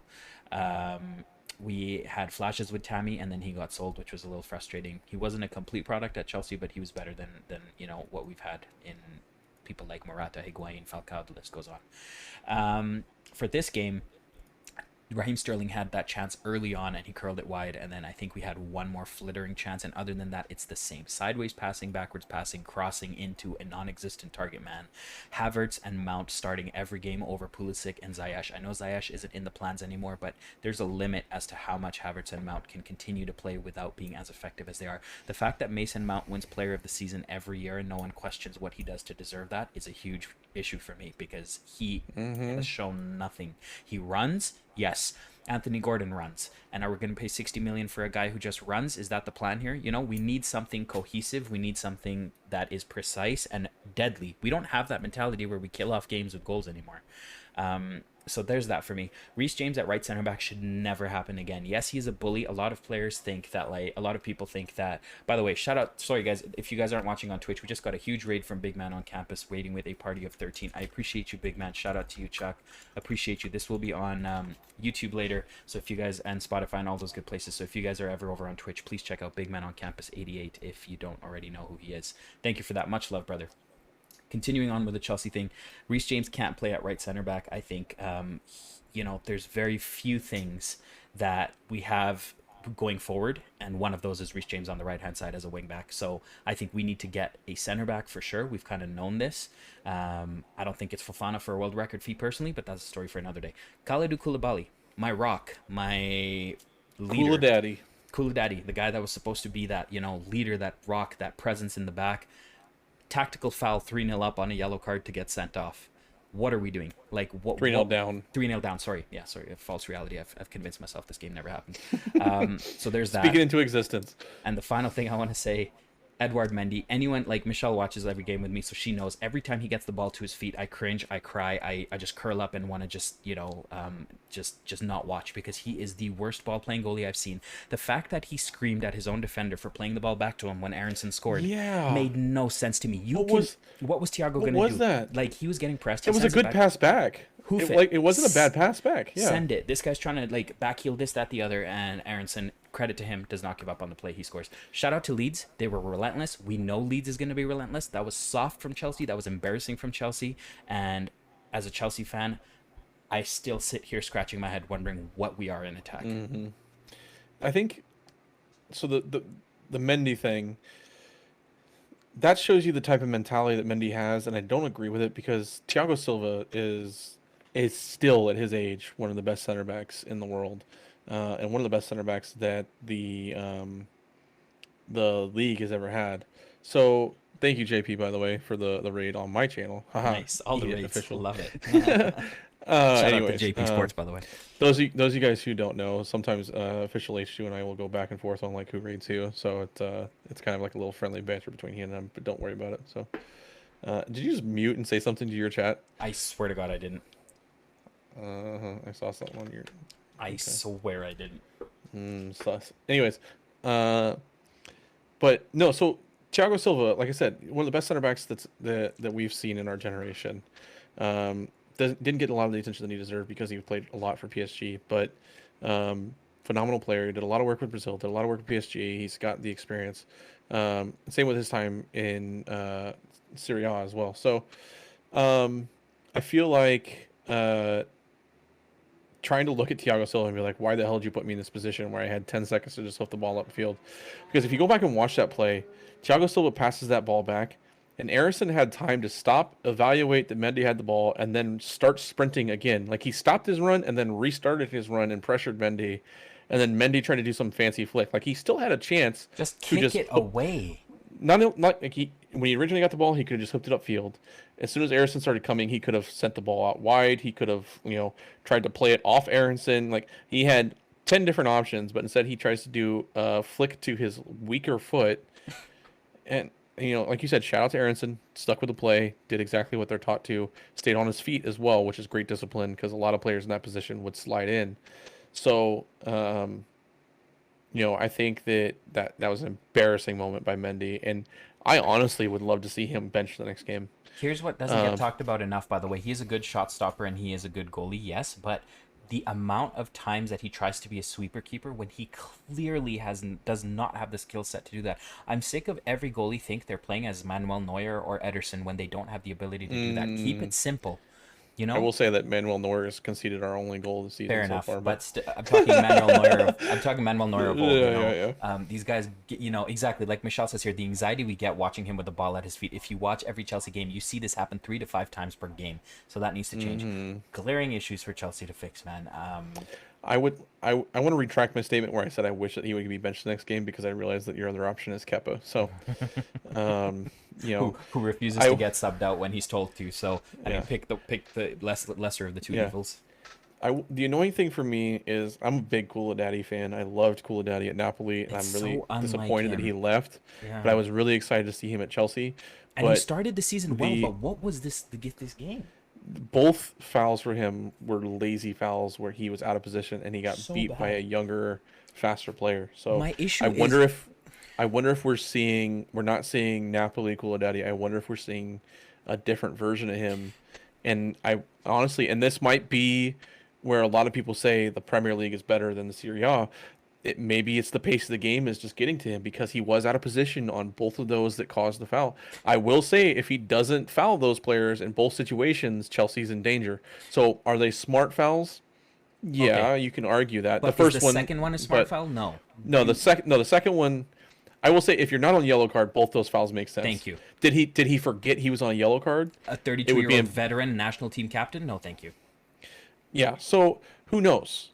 I will say the second one is dumb, and you could see his reaction as soon as the ref blew the whistle. He immediately was just like, "Oh shit!" Like, and he didn't argue. He knew everything. So I will say at that point, it's 84th minute in the game. Chelsea's been run off the field at that point. You guys didn't really have didn't have a ton of attacking threat. No, we had nothing. No, not a ton. We had nothing. You had some in the first half. You had a goal called off. No, 2 minutes. Tuchel went out and said, we started bright the first 20 minutes. No, it was the first 2 to 4 minutes where we had something concrete, and after that, it always petered out. For me, the glaring issue, and we talked about this at the beginning of the season, you and I did on the podcast and offline, that the big issue for Chelsea is who the hell is your goal scorer? Who's your number 9? It's not Raheem Sterling. It's not Kai Havertz. Stop starting those guys at striker. Figure out who your number 9 is. And if it's Aubameyang, go, sure.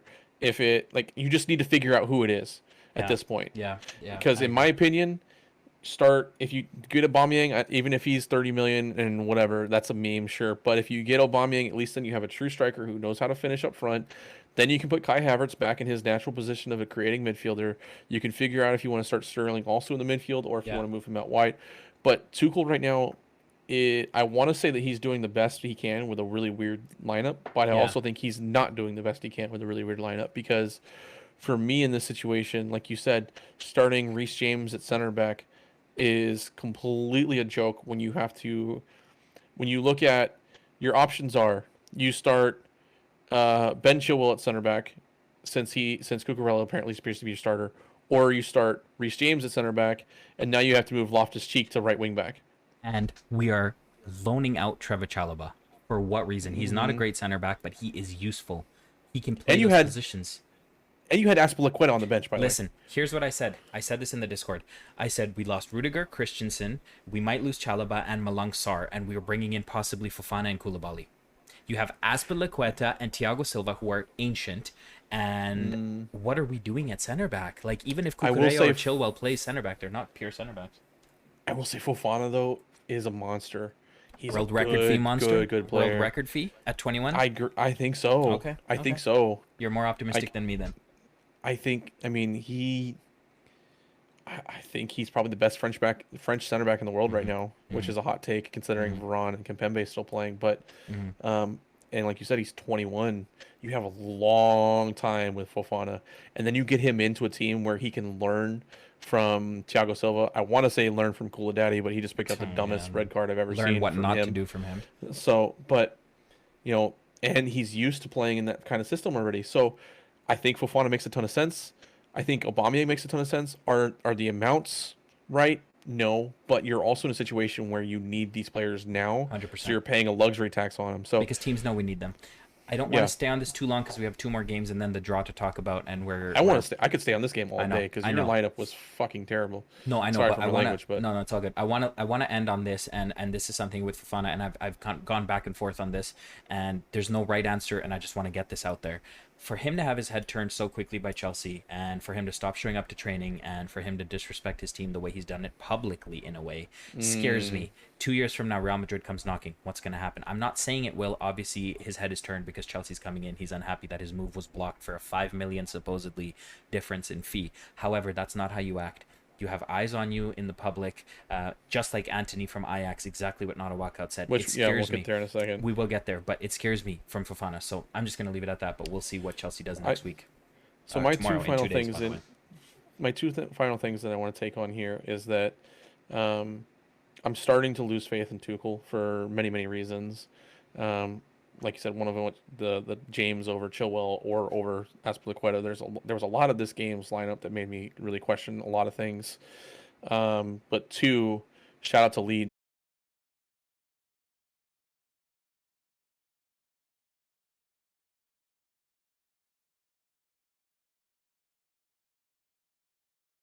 Level and Rodrigo is playing really well. That team seems to have really bought into what we want. And this is the Rodrigo that Leeds thought they were getting when they bought him from Spain. And I hope that he continues to play really, really well. I still do wonder if he is going to be there long term. But that team looks, I mean, they're third in the Premier League right now. So, granted, again, grain of salt, 3 games in, but yeah, I think we got to people need to put a little bit more respect on Leeds when you go to play Leeds. So 100%. Shout out to Leeds. Chelsea faces Leicester. No Fofana in the squad, so let's see. And Sinister is only getting started. Exactly, Not a Walkout. Exactly. Okay, Newcastle 3, Manchester City 3. Great game. What an atmosphere at St. James Park, man. Newcastle takes a 3-1 lead. City scores 2 goals in like 3 minutes. Go ahead, Michael. You have something to say. Kevin De Bruyne. That's it. That's the tweet. That's it. Yeah. Drop the mic. I wanted to talk about something else, actually. I wanted to talk about the Trippier red card. He scored a great free kick, by the way, but it was nice to see VAR actually review the lunge from Trippier on De Bruyne. Initially, it looked kind of bad. The studs were exposed. He went kind of knee height, but Trippier isn't a dirty player. He doesn't get too many red cards. It was nice to see. You disagree. Interesting. That's good. I want to talk about that because I thought it was a lunge, but I don't think it was intent to damage as a red card. So yellow was fair, and it was nice to see that overturned. You seem to not think so. I'd like to hear what you have to say about that. When I saw it, my immediate thought was that's a red card. My reaction was too. As soon as I saw VAR, I was like, it's still a red card. Interesting. I understand the reasoning of there's no studs up. I understand that reasoning 100%. But to me, he's out of position, so he's already. It's one of those where all he's doing is fouling. He's not winning the ball. Kevin De Bruyne is driving the ball level. The ball was never in the air. His foot is still high. He's challenging Kevin De Bruyne at the knees. Yes, his studs aren't up, but in that moment, to me, his challenge is no longer in a natural position, which to me is not only is it now an intent to foul, but it's also a dangerous play. Mm-hmm. I do think that is it a smart foul? Ow, shit. You okay? Did you cut yourself? Yeah. So those of you guys don't know, I fiddle, and I'm fiddling with Get one of these next time. what I don't know what these are, nail clippers, and I was twiddling it around, and I definitely just yeah. Anyways. Is it bad? Do you need to get No, hashtag Band-Aids sponsor us, please? I don't need a bitch sticker. We'll be fine. But no, I mean it's a professional foul. Don't get me wrong. It makes total sense. But to me, his foot was still high and not in a natural position in that moment. If it would have been a red card, I don't think there's a whole lot of arguing you can do. I think he was surprised it wasn't red. I think everybody at Newcastle was surprised it wasn't a red. Is it the right call?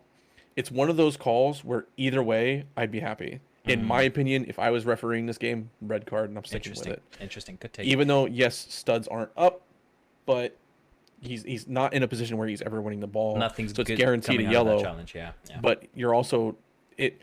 And one thing that as a referee you can't do is you can't take into account the player that it's on, right? Like you just have to treat it as is. But if you could, you have to look at that. That's Kevin De Bruyne. It's on a counter attack.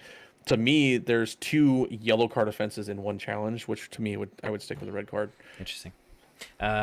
You said Newcastle possibly a good center back away from top 6, and then you wanted to touch on the Isaac rumors. I know Isaac is a player that you not rumors anymore. Well, official. Yeah, true. Is Here it actually, we go. Is it actually here we go? Okay. Here we go. Yep. 70 million, I think. It was Yeah, I mean, a decent amount, a good amount.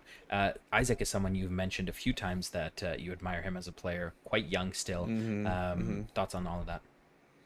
Yeah, I wanted him at Bayern, honestly. When we saw that Lewandowski was out the door, I really wanted him at Bayern. Bayern's leaning a little bit more towards Osimhen for next season, which honestly, the way we're playing, I don't know if anybody's going to match what we're doing right now. But I'm a big fan of Isaac. I think he does a lot more than what shows up on the score sheet, which a lot of fans, and we kind of had somebody in chat the other day talking to us about it, where, he's only scored this many goals in so many appearances, but he's a striker who does more than just score. He's great at passing. He stretches the back line a lot. If you look at his work with Sociedad, he set up Oyarzabal a ton. Yeah. Not that Oyarzabal needs it. He's a great player in his own, but he allows that back line to stretch out, he stretches the back line out so there's more space in the midfield.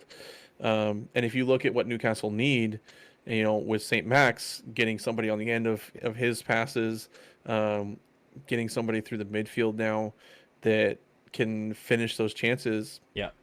I think he's young. He's got plenty of time to grow and develop with his team. And if you look at a lot of what Newcastle's signing, he kind of fits into that MO. So I like the Isaac signing, but to me, like I said, I still think that they're one center back away from being a top 6 team.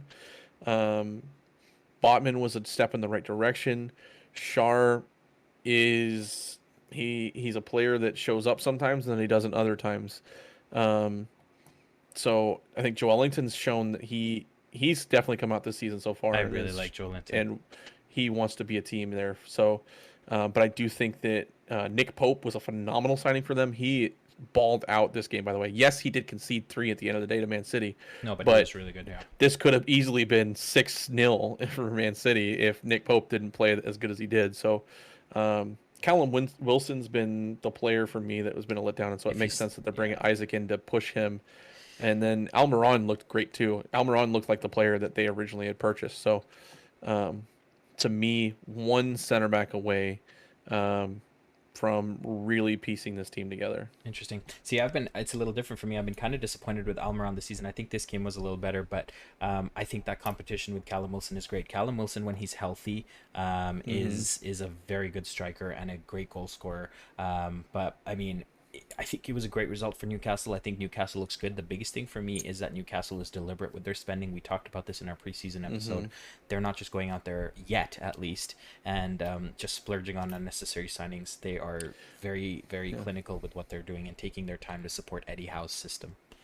One thing I'd like to see them do too is maybe get another right back. I know Kieran Trippier is there, and I'm not saying that they need to bench Kieran Trippier, but I'd like to see them move him into the midfield and let him play with Joelinton and Guermez and let him be like a holding midfielder because he's got a great ability to pick out a pass. Yeah. But he just doesn't really have the pace to really be at Go up right and back down the right now. flank. Mm-hmm. Yeah, and that's one of the reasons that he got that foul against Kevin De Bruyne is, he pushes so far forward and he is creative in attack, but he's susceptible in defense. So Yeah.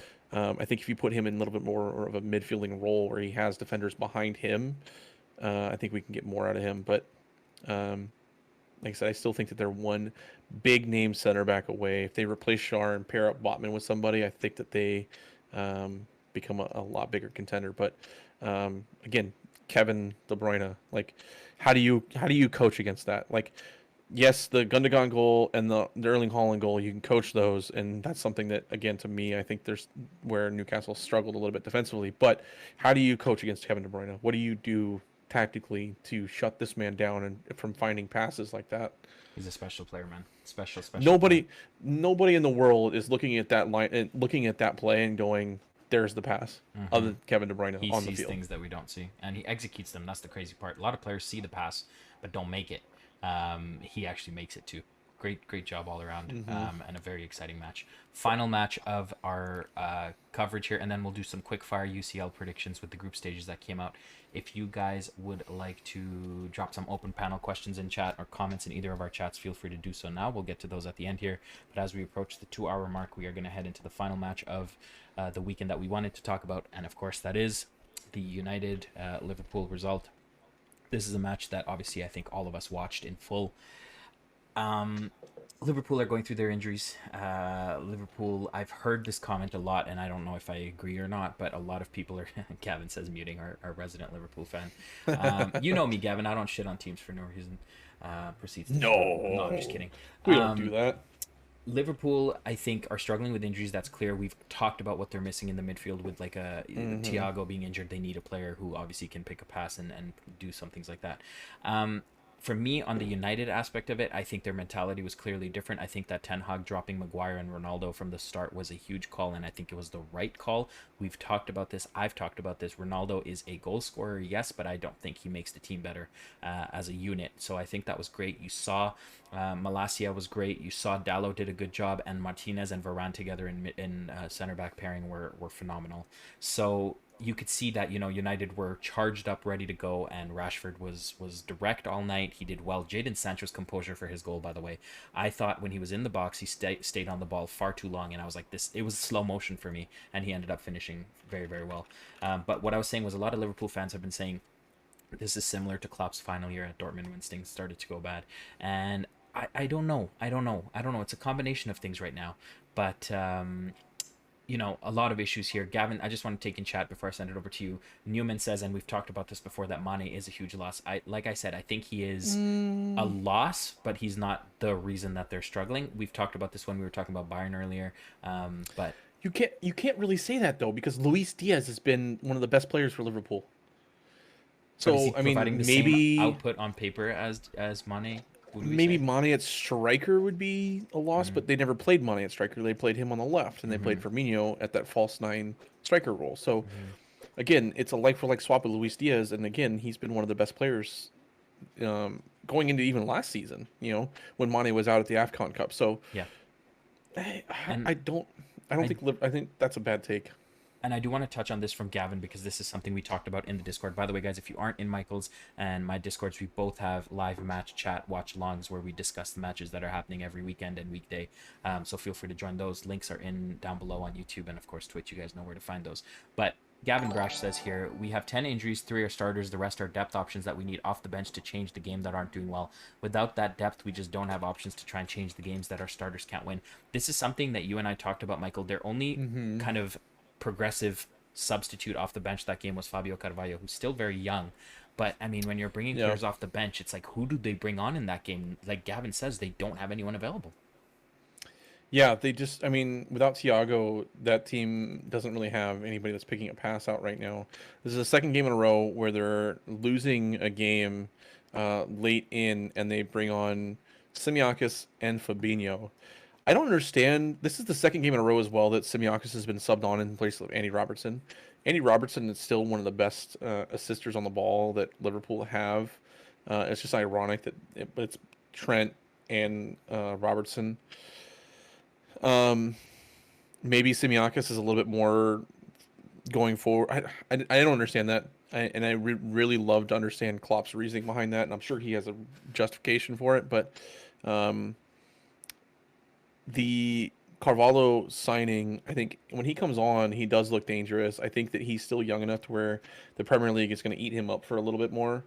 But if you look at their starting midfield this game, it was Milner, Henderson, and Elliott, and Henderson was listed as their more attacking midfielder. I couldn't tell you one time that I've ever gone, Henderson's a passer. You know what I mean? Yeah. Ball winner, sure. Attacker, scorer, I could never. I mean, I wouldn't pick him to score me a goal if my house depended on it. Same with Milner for that matter. Harvey Elliott, I rate Harvey Elliott. I think he's a young talent that's gonna have a bright future, but just that he's a bright talent with a young future. Liverpool's not in a position where they need to be playing. That's what I'm saying. Talents with a young Shout future. out to Fabio Carvalho, but he's not the guy Liverpool Football Club needs to bring on to change a game. Yeah. So, and then you have to also address the fact that Jurgen Klopp goes, yeah, we don't have a problem in midfield. We have a problem with injuries. If we needed to sign somebody, we would be signing somebody. And I'm very, very loosely paraphrasing that, but like there's plenty of midfielders that would fit into their system that I know Jurgen Klopp has a list of. I don't know why they're not using that. The other thing is, well, obviously we have to address the fact that Nunez was suspended, and Nunez, when he's on the field for him, has been one of their better players in attack. So maybe if Nunez isn't suspended, maybe you start Firmino in the midfield as like your more creative kind of player, and you start Nunez in front of him. But we also have to address, yes, Mohamed Salah scored a goal this game, and it was a very scrappy goal. It wasn't like a beautiful or anything like that. It was a hard-fought goal. Yeah. But outside of that, everybody in our chat was talking about how he was a ghost and they haven't heard from him all game until he scored. So I don't understand what their long-term objective is because we also have to address that Thiago is not a healthy player very often. He does deal with injuries. Yeah. You know, so if this is going to be their identity when they do have one injury in the midfield, what do they do? Also, if Fabinho was fit, why did he not start this game? Why did he not start over a Milner? Why did he not start over a Henderson? Shit, why didn't he start over Gomez at center back? So, I don't really understand what their long-term goal is here, unless it's to, when Thiago Silva's healthy. If they're starting Thiago Silva, and Thiago Silva, I'm kidding. Thiago, just Thiago. Yeah, sorry. You're good. Thiago Alcantara. If they're starting Thiago and they're starting Fabinho? No, Carvalho. Oh, Carvalho. Excuse me. So, and then you put Fabinho behind him. So maybe that's their what their natural starting midfield is going to look like. But interesting. Again, then all your substitutes off the bench then are Henderson, Milner, and Elliott as your depth creative midfielder.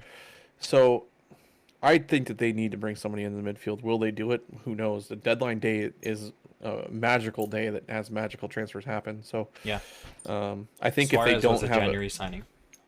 I will say that if they don't have a good performance this weekend, that is going to be when Liverpool fans are really, really... Because I will give credit where credit's due. Liverpool fans have not been on panic mode quite yet. Were they pissed off that they lost this game? Yeah. Yes. But they have not been all... They haven't been calling for Klopp's head. They haven't been calling for their ownership or anything like that. They've actually been pretty cool-headed considering their run results. And I respect that of them. But I will say if they don't get a result this weekend, I don't think that's going to hold. And I do think we hear from them a little bit more. And I do think that we see a big transfer from them probably coming up on the next couple weeks. Gavin here says he's, of course, our resident Liverpool fan. He's in panic mode. I lived through Brendan Rodgers. We're good. Yeah, facts. As much as we've talked about Liverpool, man, I do want to shout out the work ethic and the mentality from United. Yes, Liverpool were struggling with injuries. Yes, Liverpool weren't at their best for sure. They were missing Nunez, of course, and we've talked about all the things that went wrong for them. But you can't take away from the fact that Ten Hag put up a huge result when he needed to.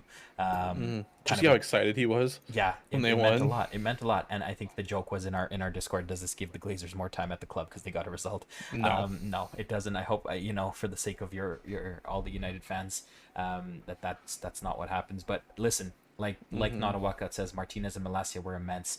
The midfield was better than what we've seen. McTominay, by the way, with that pass for the Elanga when he hit the post, McTominay with a progressive forward pass that caused a chance. I've never seen that from him. I've barely seen. However, after that, he was a complete waste. True. So we'll see. But I think. Which again, go ahead. I'll go off on my. The only thing I want to say is just to put into perspective how early into the season we are. It was absolutely catastrophe for United. After 3 match weeks, they're 1 point behind Chelsea and 1 point ahead of Liverpool. It's early, guys. It is so early. So much will change. It's a World Cup year. We've talked about this. There's no way that you can look at this situation right now and kind of say that this is where like Liverpool are struggling or anything. Like, yes, things haven't gone well, but it's 3 freaking games in, man. 3 games. And they're on a negative goal differential. Yes, it's by 1, but they're on a negative goal differential. Who expected that from a Liverpool team ever? So I will say, now that we're focusing on United, or actually before I switch focus to United, I do want to call out the fact that Trent Alexander-Arnold has been hot dog shit this season. I've won my FPL for 2 weeks in a row. Yeah, I think he's conceded. He's been at the fault of at least 2 goals that I can remember. There's a Mitrovic goal where he just got absolutely bullied like a schoolyard player. And then he got absolutely embarrassed by Elanga, of all people, as well this season. Have we ever said that Trent is a good defender, though? Like, we know he's great delivering the ball and stuff, but is he meant to be bullying these guys at the back post? I don't know. To me, he's a wingback, and he doesn't really fit into... I know English fans are high on him because when he plays for England, he fits into that role of a wingback really, really well.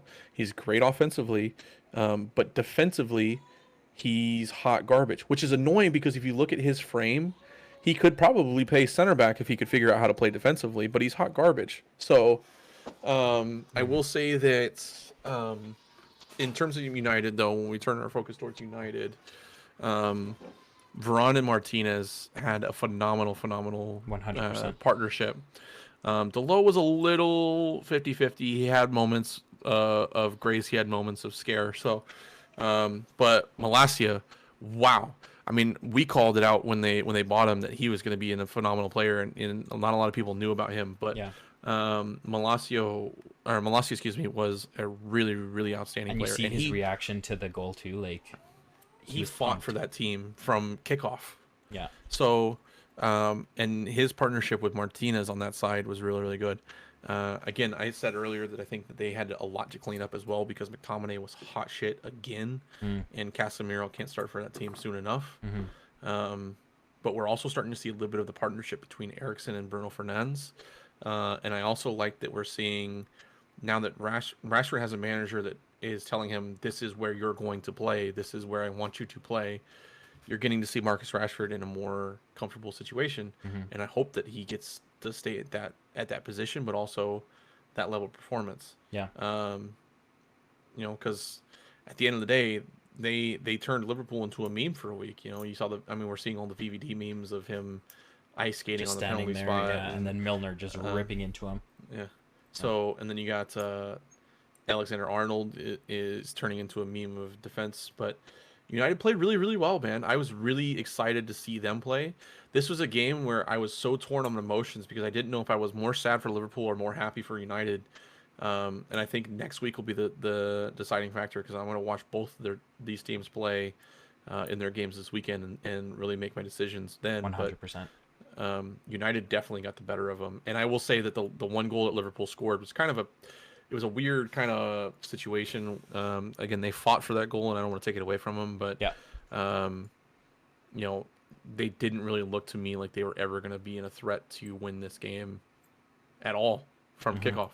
So shout out to Ten Hag. And again, I told Man United fans, have patience, because he is a manager who's going to figure it out. But you have to have patience, and look at him.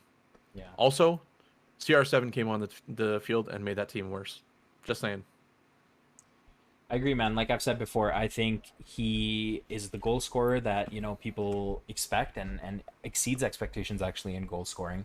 But he doesn't do much for the system and the team, and I think Ten Hag is very much a system oriented like mentality kind of a coach. So, and still, man, it's going to be a very interesting end to the transfer window. Very much. And if anybody's going to come into that team and is going to develop Anthony Alonga, it's going to be Ten Hag. Yeah. I mean, you look at He's a good player, man, the wing. Alonga. Look at the wingers he developed at Ajax, and Alonga was already touted as going to be a future star. So if anybody's going to be able to get the most out of their wingers, you look at what Neres and Anthony were able to do for Ten Hag at Ajax. Granted, those are both quality players, but I would argue that Jadon Sancho and Marcus Rashford are already at that level, and then you have Alonga who could easily reach that level. So yeah, 100%. I'm excited for their future as long as he can. And they have Casemiro now.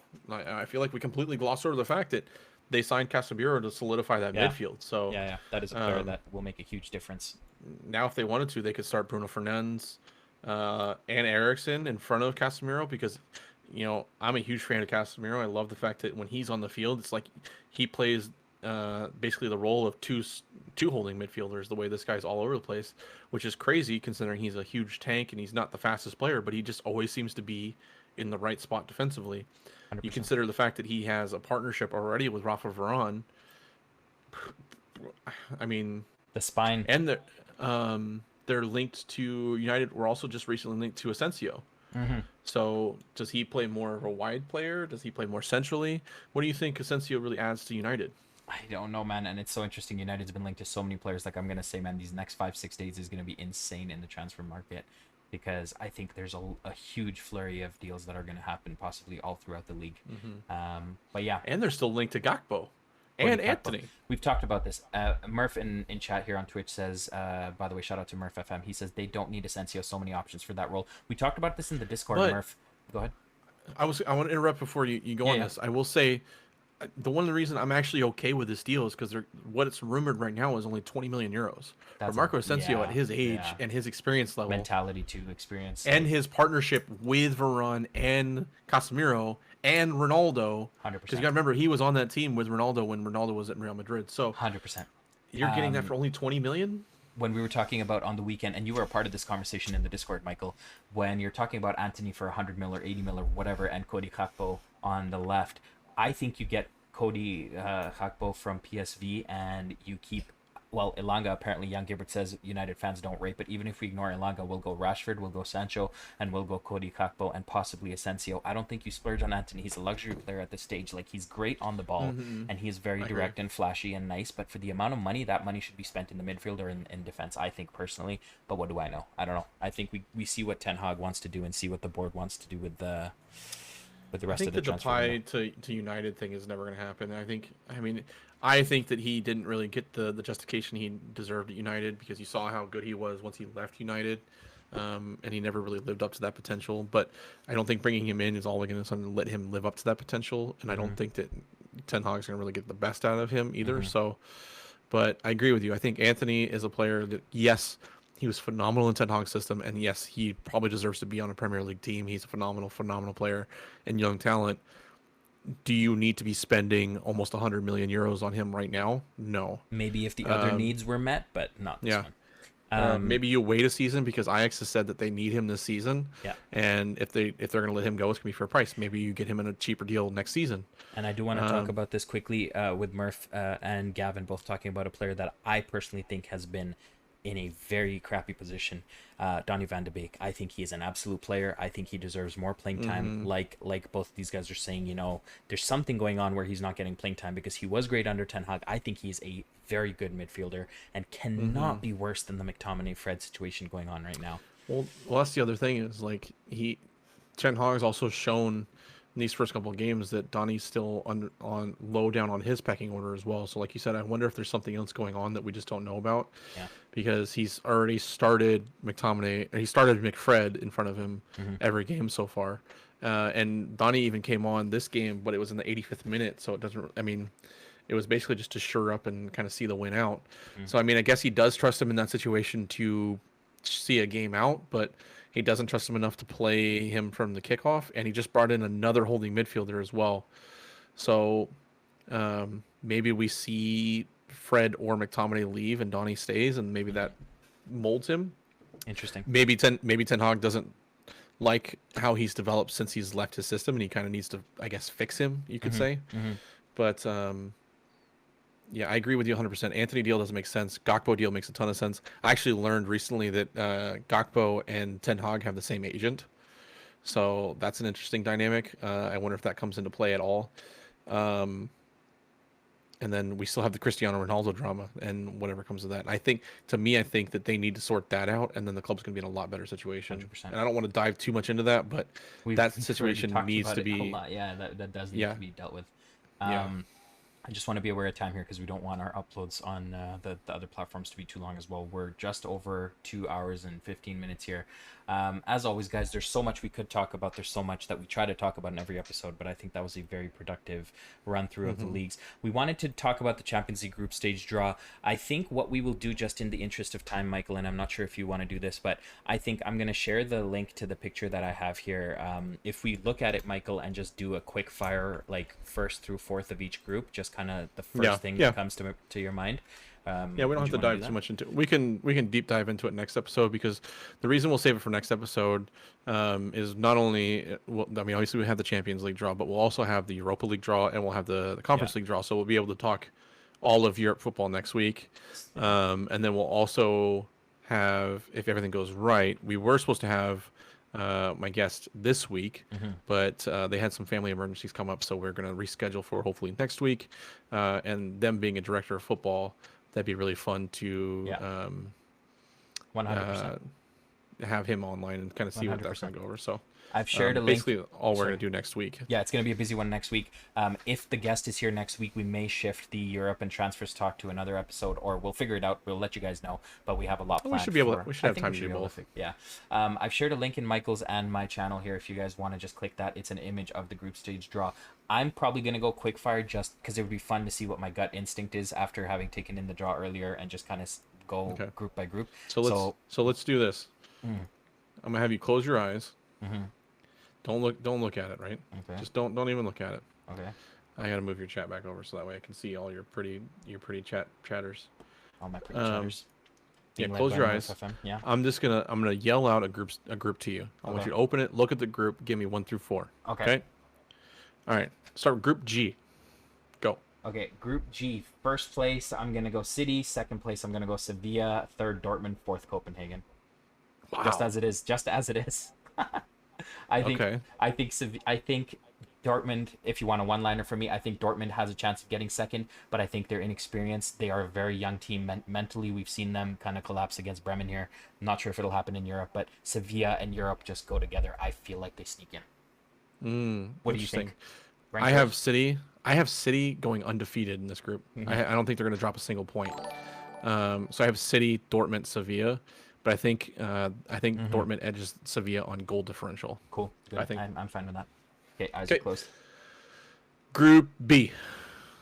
Okay, B, I have Atletico Madrid, Porto. I messed up as soon as I said that. I have Bruges and then Leverkusen. If Leverkusen keeps playing the way they're playing right now, there's zero chance they're getting out of that group. Unfortunately, Dark Raiden, if you're in here, I'm sorry, my friend. I just don't see it happening. I might have messed up with Atletico first and Porto second. That might be a thing that we come back to, but I don't see Leverkusen getting third in this group. I agree with you, actually, 100%. I see this going Atletico, Porto, and then Bruges, Leverkusen are going to battle for that third spot. But I don't think they're going to get the third spot that leaves groups anyways. And it's not like there's 2 Canadian players at Club Bruges that I want to succeed in the Champions League or anything. So. The reason I think that I would rate Club Bruges if this was a Club Bruges that they finished with last year, but they've lost a lot of key players. Yeah, no, I agree. So I don't know if they're going to have the guts. But Porto looks really, really good, and Atletico didn't get any worse. So I think they'll win the group. But I do think that this is probably going to be a group where it's going to be really, really tight. Charles de Ketelaere is a big loss for Bruges indeed, Gavin. Okay, eyes closed. Which sucks because he hasn't... he did come on for Milan, by the way, and I think we glossed over Serie A. We didn't talk about them this week. Serie A fans will do that next. But there wasn't a ton of Serie A action this week. Napoli that really looks was good. Roma scraped another win. Milan and Inter look good. But Ketelaere did come on for Milan, and he was a complete ghost, I'm going to be honest. So, let's go... Okay, rapid fire. We'll go Group F. F. Where's F? Where's F? Up here. Okay, we go Real Madrid first. We go Leipzig second. I think Celtic third. Shakhtar fourth. I don't think. No disrespect to Shakhtar, a club that I do enjoy, but I think Celtic goes through third. Leipzig scares me a little. Celtic and Leipzig is not as, like I don't Not as think far it's apart as people think. Thank you. I think Celtic could actually get second. I just when you see Leipzig, they kind of have to go all in on the Champions League run here. So. I agree with you. I think it's Real Madrid, Leipzig, Celtic, Shakhtar. I think Leipzig and Celtic probably split the home series. I think Celtic. I will say Celtic's closer to Leipzig than people think. I will also say Celtic's closer to Shakhtar than people think.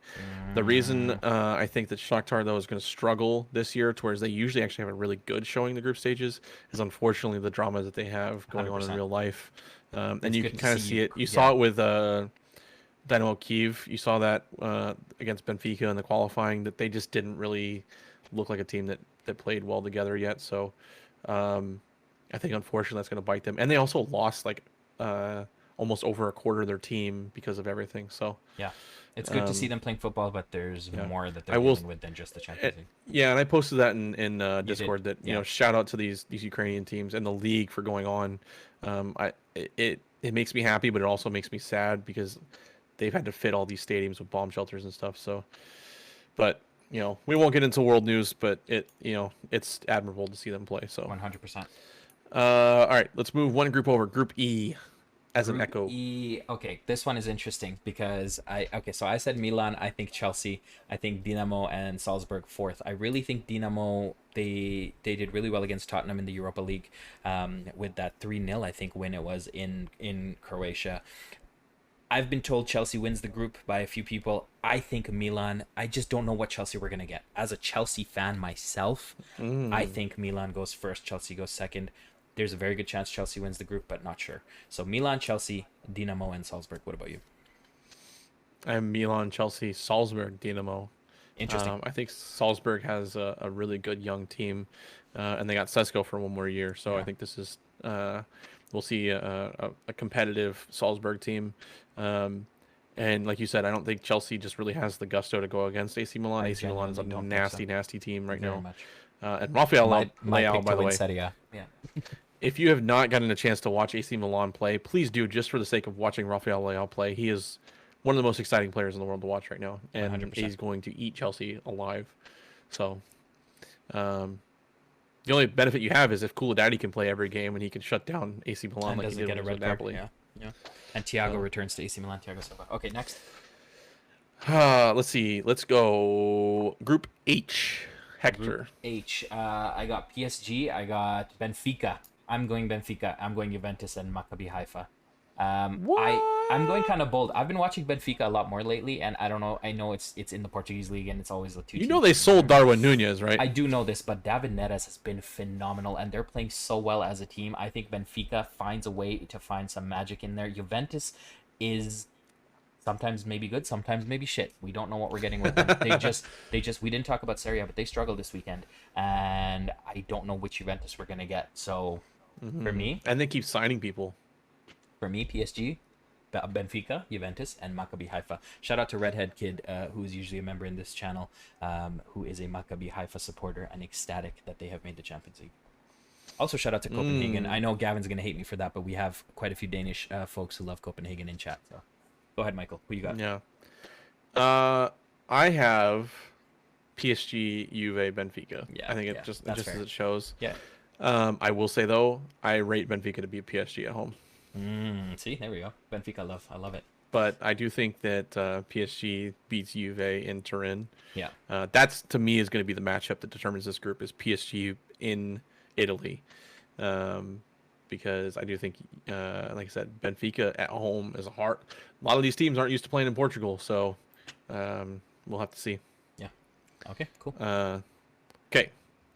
What have we not covered yet? Let's go... Group A is an alpha. Group A, I got Liverpool has to be first. Oh my God, it says gut, right? I got Liverpool, Napoli, Rangers, Ajax, but that's not true because I think Rangers at the Ibrox. I think Rangers at the Ibrox is probably one of the most difficult matches here. I got Liverpool, Napoli. Napoli has started phenomenally. They look really good. I don't know if they can do it in Europe, but I have a feeling that they're going to put everything into showing that missing Mertens, Insigne, and Koulibaly has made them better in a weird way. Kvaratskhelia, I've probably butchered that name, the North Georgian guy. You've probably heard me say his name 50 times, Michael. I'm so obsessed with him. But Rangers is the key for me here. Those results at Ibrox is going to determine everything. But I'm going bold. I'll say it again for the people in the back. Liverpool, Napoli, Rangers, and Ajax. Yo, that's a bold call, my friend. We'll come back. You know how many Ajax supporters you have in your chat? That's a TikTok. Nothing against Ajax, man. I just think anyone in this group is anything could happen, man. That takes going on fucking TikTok for sure. Are you telling me Ajax going to the Ibrox is as easy as we think it's going to be? I don't think so. No, I mean no one plays well there, right? You know, that's a hard but so's playing in Amsterdam. So I mean I have Napoli, Liverpool, Ajax, Rangers. Honestly, that's Napoli, my gut wrench. You have Napoli winning it. I like that. I have Napoli winning this group. I think Liverpool is I think they're going to take a lot of time to gel with Nunez up front. I mean, he's shown that he's got disciplinary issues. Yeah. You also have issues with their midfield staying healthy. And as the season goes on in Italy, they're already showing that if that midfield's not healthy and if they're not starting their dream lineup, they're going to struggle. And Napoli is showing a lot of confidence and depth all over the place. And Osimhen looks like he's going to score 100 goals this season. I will say Ajax to me and Rangers are battling for that third, fourth position. I do think Ajax, though, has enough talent on the team, though, to still outmuscle a Rangers team just because I think Ajax... And it's not because I think Ajax is necessarily better than Rangers like for like. I think they're pretty even in terms of team. But I will say I think Ajax has a better chance of beating either Napoli or Liverpool than Rangers does. Or getting a result, at least. We'll see. We will see. Okay. We got two groups left. Okay.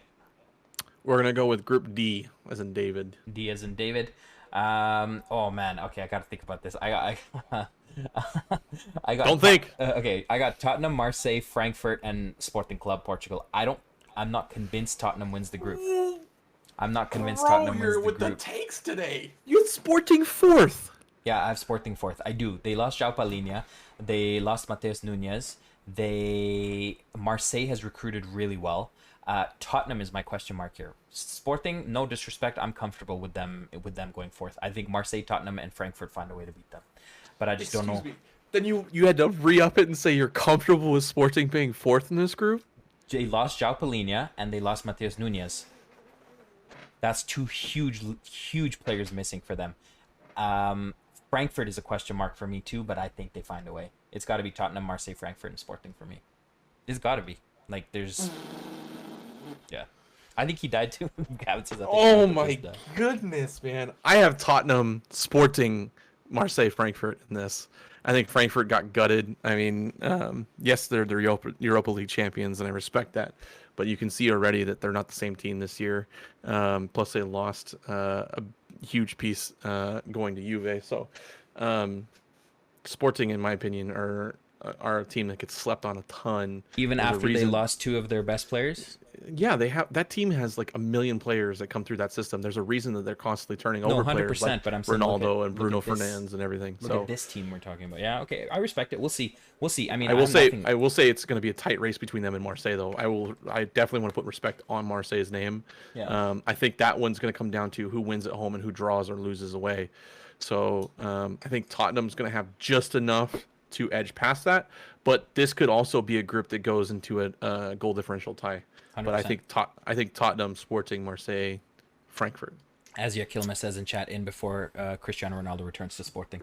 Bro, imagine he takes Sporting to Champions League. By the way, anyone watching these clips or watching this or listening, this was done on August the 25th, 2022. I am not responsible for future transfers that happen and completely change these teams. I'm talking about right now. Yeah, I mean, oof. And you got to remember, Perisic has that experience. So Tottenham, and I mean, Kane's hungry for one. You know what I mean? He's hungry for one. Yeah. But again, the other thing that I will say before we get into the last group, the one thing that we have to asterisk all of these with is there is a huge tournament being played between the group stages and the whole thing. So called the World Cup, yeah. But we are just predicting the group stages. So. And this has got. I'm not looking at I'm looking at you, and then I look over and I just speak. All right, now we have probably one of the hardest groups I've seen in a long time in the Champions League, the group of death. Quickfire. You know what I'm Group going to C. do here. You know what I'm going to do. Bayern Munich first, Inter Milan second, Barcelona third, Pilsen fourth. Get out of here, Barcelona. Don't care. I think Inter finds a way second. Bayern wins the group. Barcelona third, just because I want it to happen. Is it going to happen? Probably not. But nothing would be sweeter than them dropping into Europa. Gavin says Pilsen first. If you want a bull take, guys, there it is. But no, I think it's again for the people in the back: Bayern Munich, Inter Milan, Barcelona, Victoria Pilsen. I 100% agree with you on this one. I will also say though that Victoria might get slept on here, and because I think they do have the benefit of being. Remember what Sheriff did, right? Yeah. Where they Shout came out to through, Sheriff, and a yeah. lot of teams slept on them, and they came through and they played their hearts out. Victoria, there's a reason they're in the Champions League, so you always have to put respect on these teams' names. But you look at teams like Barcelona and Inter and Bayern and the leagues that they're going to be playing in and the positions they're going to need to be in to maintain that reputation. Yeah. You may see them come out against a Victoria team with a younger team or a rotational team that doesn't really show them that same level of respect. Yeah. And so Victoria might sneak into a third position here. For who? Barca?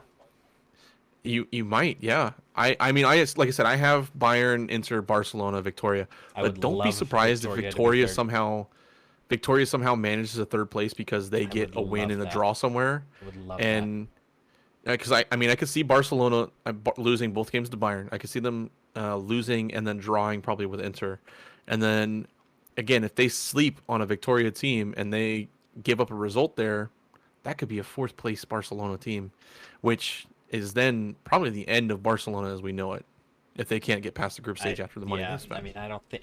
Yeah, a guy can dream, but probably not. I don't think it'll happen, but that's again, I do want to say that's going to be the one thing I would pay attention to out of this whole group stage so far. Juicy. I liked that, man. I like these like gut instinct, just say what's on your mind and go, because I think it adds like a fun element of like us not overthinking things or trying to analyze, and it's just what we feel. That was fun. That was a lot of fun. Now that we've gone through the whole groups, give me that one team that you think could sneak into second place that no one's going to give credit to. So I don't want to hear like a Barcelona or an Inter or anything like that. Who's the one team that could sneak? Celtic could sneak into second place. I could see that. I mean, with Leipzig, Shakhtar, and Real Madrid, I could honestly see that. Mine's Benfica. Yeah. I mean, obviously. With Juve and PSG in that group. But yeah. Yeah. It's hard to call those two teams dark horses considering the success that they've had. But I think Benfica could shock both PSG and Juve and sneak out of second place. So. Sorry, I have to say this. Yakilma says Lewandowski going to try to 1v11 Bayern. I mean, you look at some of the returns in here. PMD Adaptable said this in our Discord earlier. It's an interesting draw because you have Lewandowski returning to Barcelona. You have Calvin Bassey returning from Ajax to Rangers to play that game. You have Giroud coming back to Chelsea. I've probably missed another one or two. Holland to Dortmund. Holland, how could I miss that one? So I mean, there's a lot of reunions in this little draw here. I don't know. It's gonna be fun. I mean, Champions League is around the corner, guys. This is gonna be insane. Di Maria, Juventus to PSG. Gibbert says it's almost as if draws are rigged for games like that to make people watch. No. How many times have we heard rigged today, Michael? No. Gundogan and they Dortmund. would never do that. Very true, guys. Never. But I'm excited, man. I'm very much excited. And guys, thank you so much. This was a really fun episode, man. Again, we seem to always go over our time limit that we've set on ourselves, but it's always so much fun hanging out with you guys. I think it's going to be a phenomenal season, other than the World Cup being when it is and where it is. I think I'm looking forward to the season as much as ever. Again, if you guys are watching this on YouTube, please remember to like and subscribe. Leave your comments down below. Let us know what you agree with, disagree with. We have a TikTok, guys. Please go ahead and follow the TikTok. We will be putting more clips on there. Everywhere that you get your podcast, you can access us. Spotify, Pandora, Amazon, whatever. The Apple Music is the big one, but everywhere that we you get your podcast from, feel free to listen there. But phenomenal as always, guys. Thanks for the support. Next week we will be back with episode number 7. We'll let you know if we have the guest confirmed. Again, follow Mykal87 on Twitter as well as myself to get updates on that. But for me, I want to sign off and say I love you guys. Thank you so much. Michael, is there anything you want to add at the end here? Yeah, like you said, we're working on a guest. Like they were supposed to be on today, but we are predicting to have them on next week due to some family emergencies that happened. And then We will also be doing a full dive of probably the Europe tournaments then. We got Europa League and the Conference League draws coming up soon. Basically the transfer business should be done by then as well. Yep. And actually, they will be done by then Yep. because our next broadcast is in September 1st. So we'll actually be the day after deadline day. So perfect timing for that. 17-hour podcast coming up. Yeah, I was going to say, here comes the 10-hour podcast Yes, that we're sorry. going to have to One reminder, upload, Michael. Just so we don't forget, as Yakilma says, please let's do Serie A first league next time because we kind of brushed over that today. And our apologies. Yes. But yes, go ahead, Michael. So we'll have the he's going to be a director of football, so you guys get to see a lot. The whole point of that interview is going to be able for you guys to see and hear, basically taking over a team from what was considered a failure and was going to basically collapse, partnering up with a MLS team, turning into a U23 program, and then having to go off on your own and turn it into this program who is hugely successful in the United States region, both on the professional level that we're on and the youth program, having 4 national championships now or something like that, being recognized by FIFA for field quality and stuff like this. So a huge turnaround from what is failing to a growth and development here in the States. So I'm really excited for that. And somebody who also follows up with international football, and will have another interesting North American take for you guys. The podcast available Spotify, Apple Music, Pandora, iHeartRadio, Amazon Music, YouTube, all of the above. Listen to it. Tell your friends. TikTok. Check it out. Like the videos. Send them to all your friends. But other than that, I love you guys. You guys have good fun. We love you, man. We love you. We appreciate you. Until next time, guys, we will do the official sign off. I am H2. That is my brother Michael. We will see you guys next week for episode 7.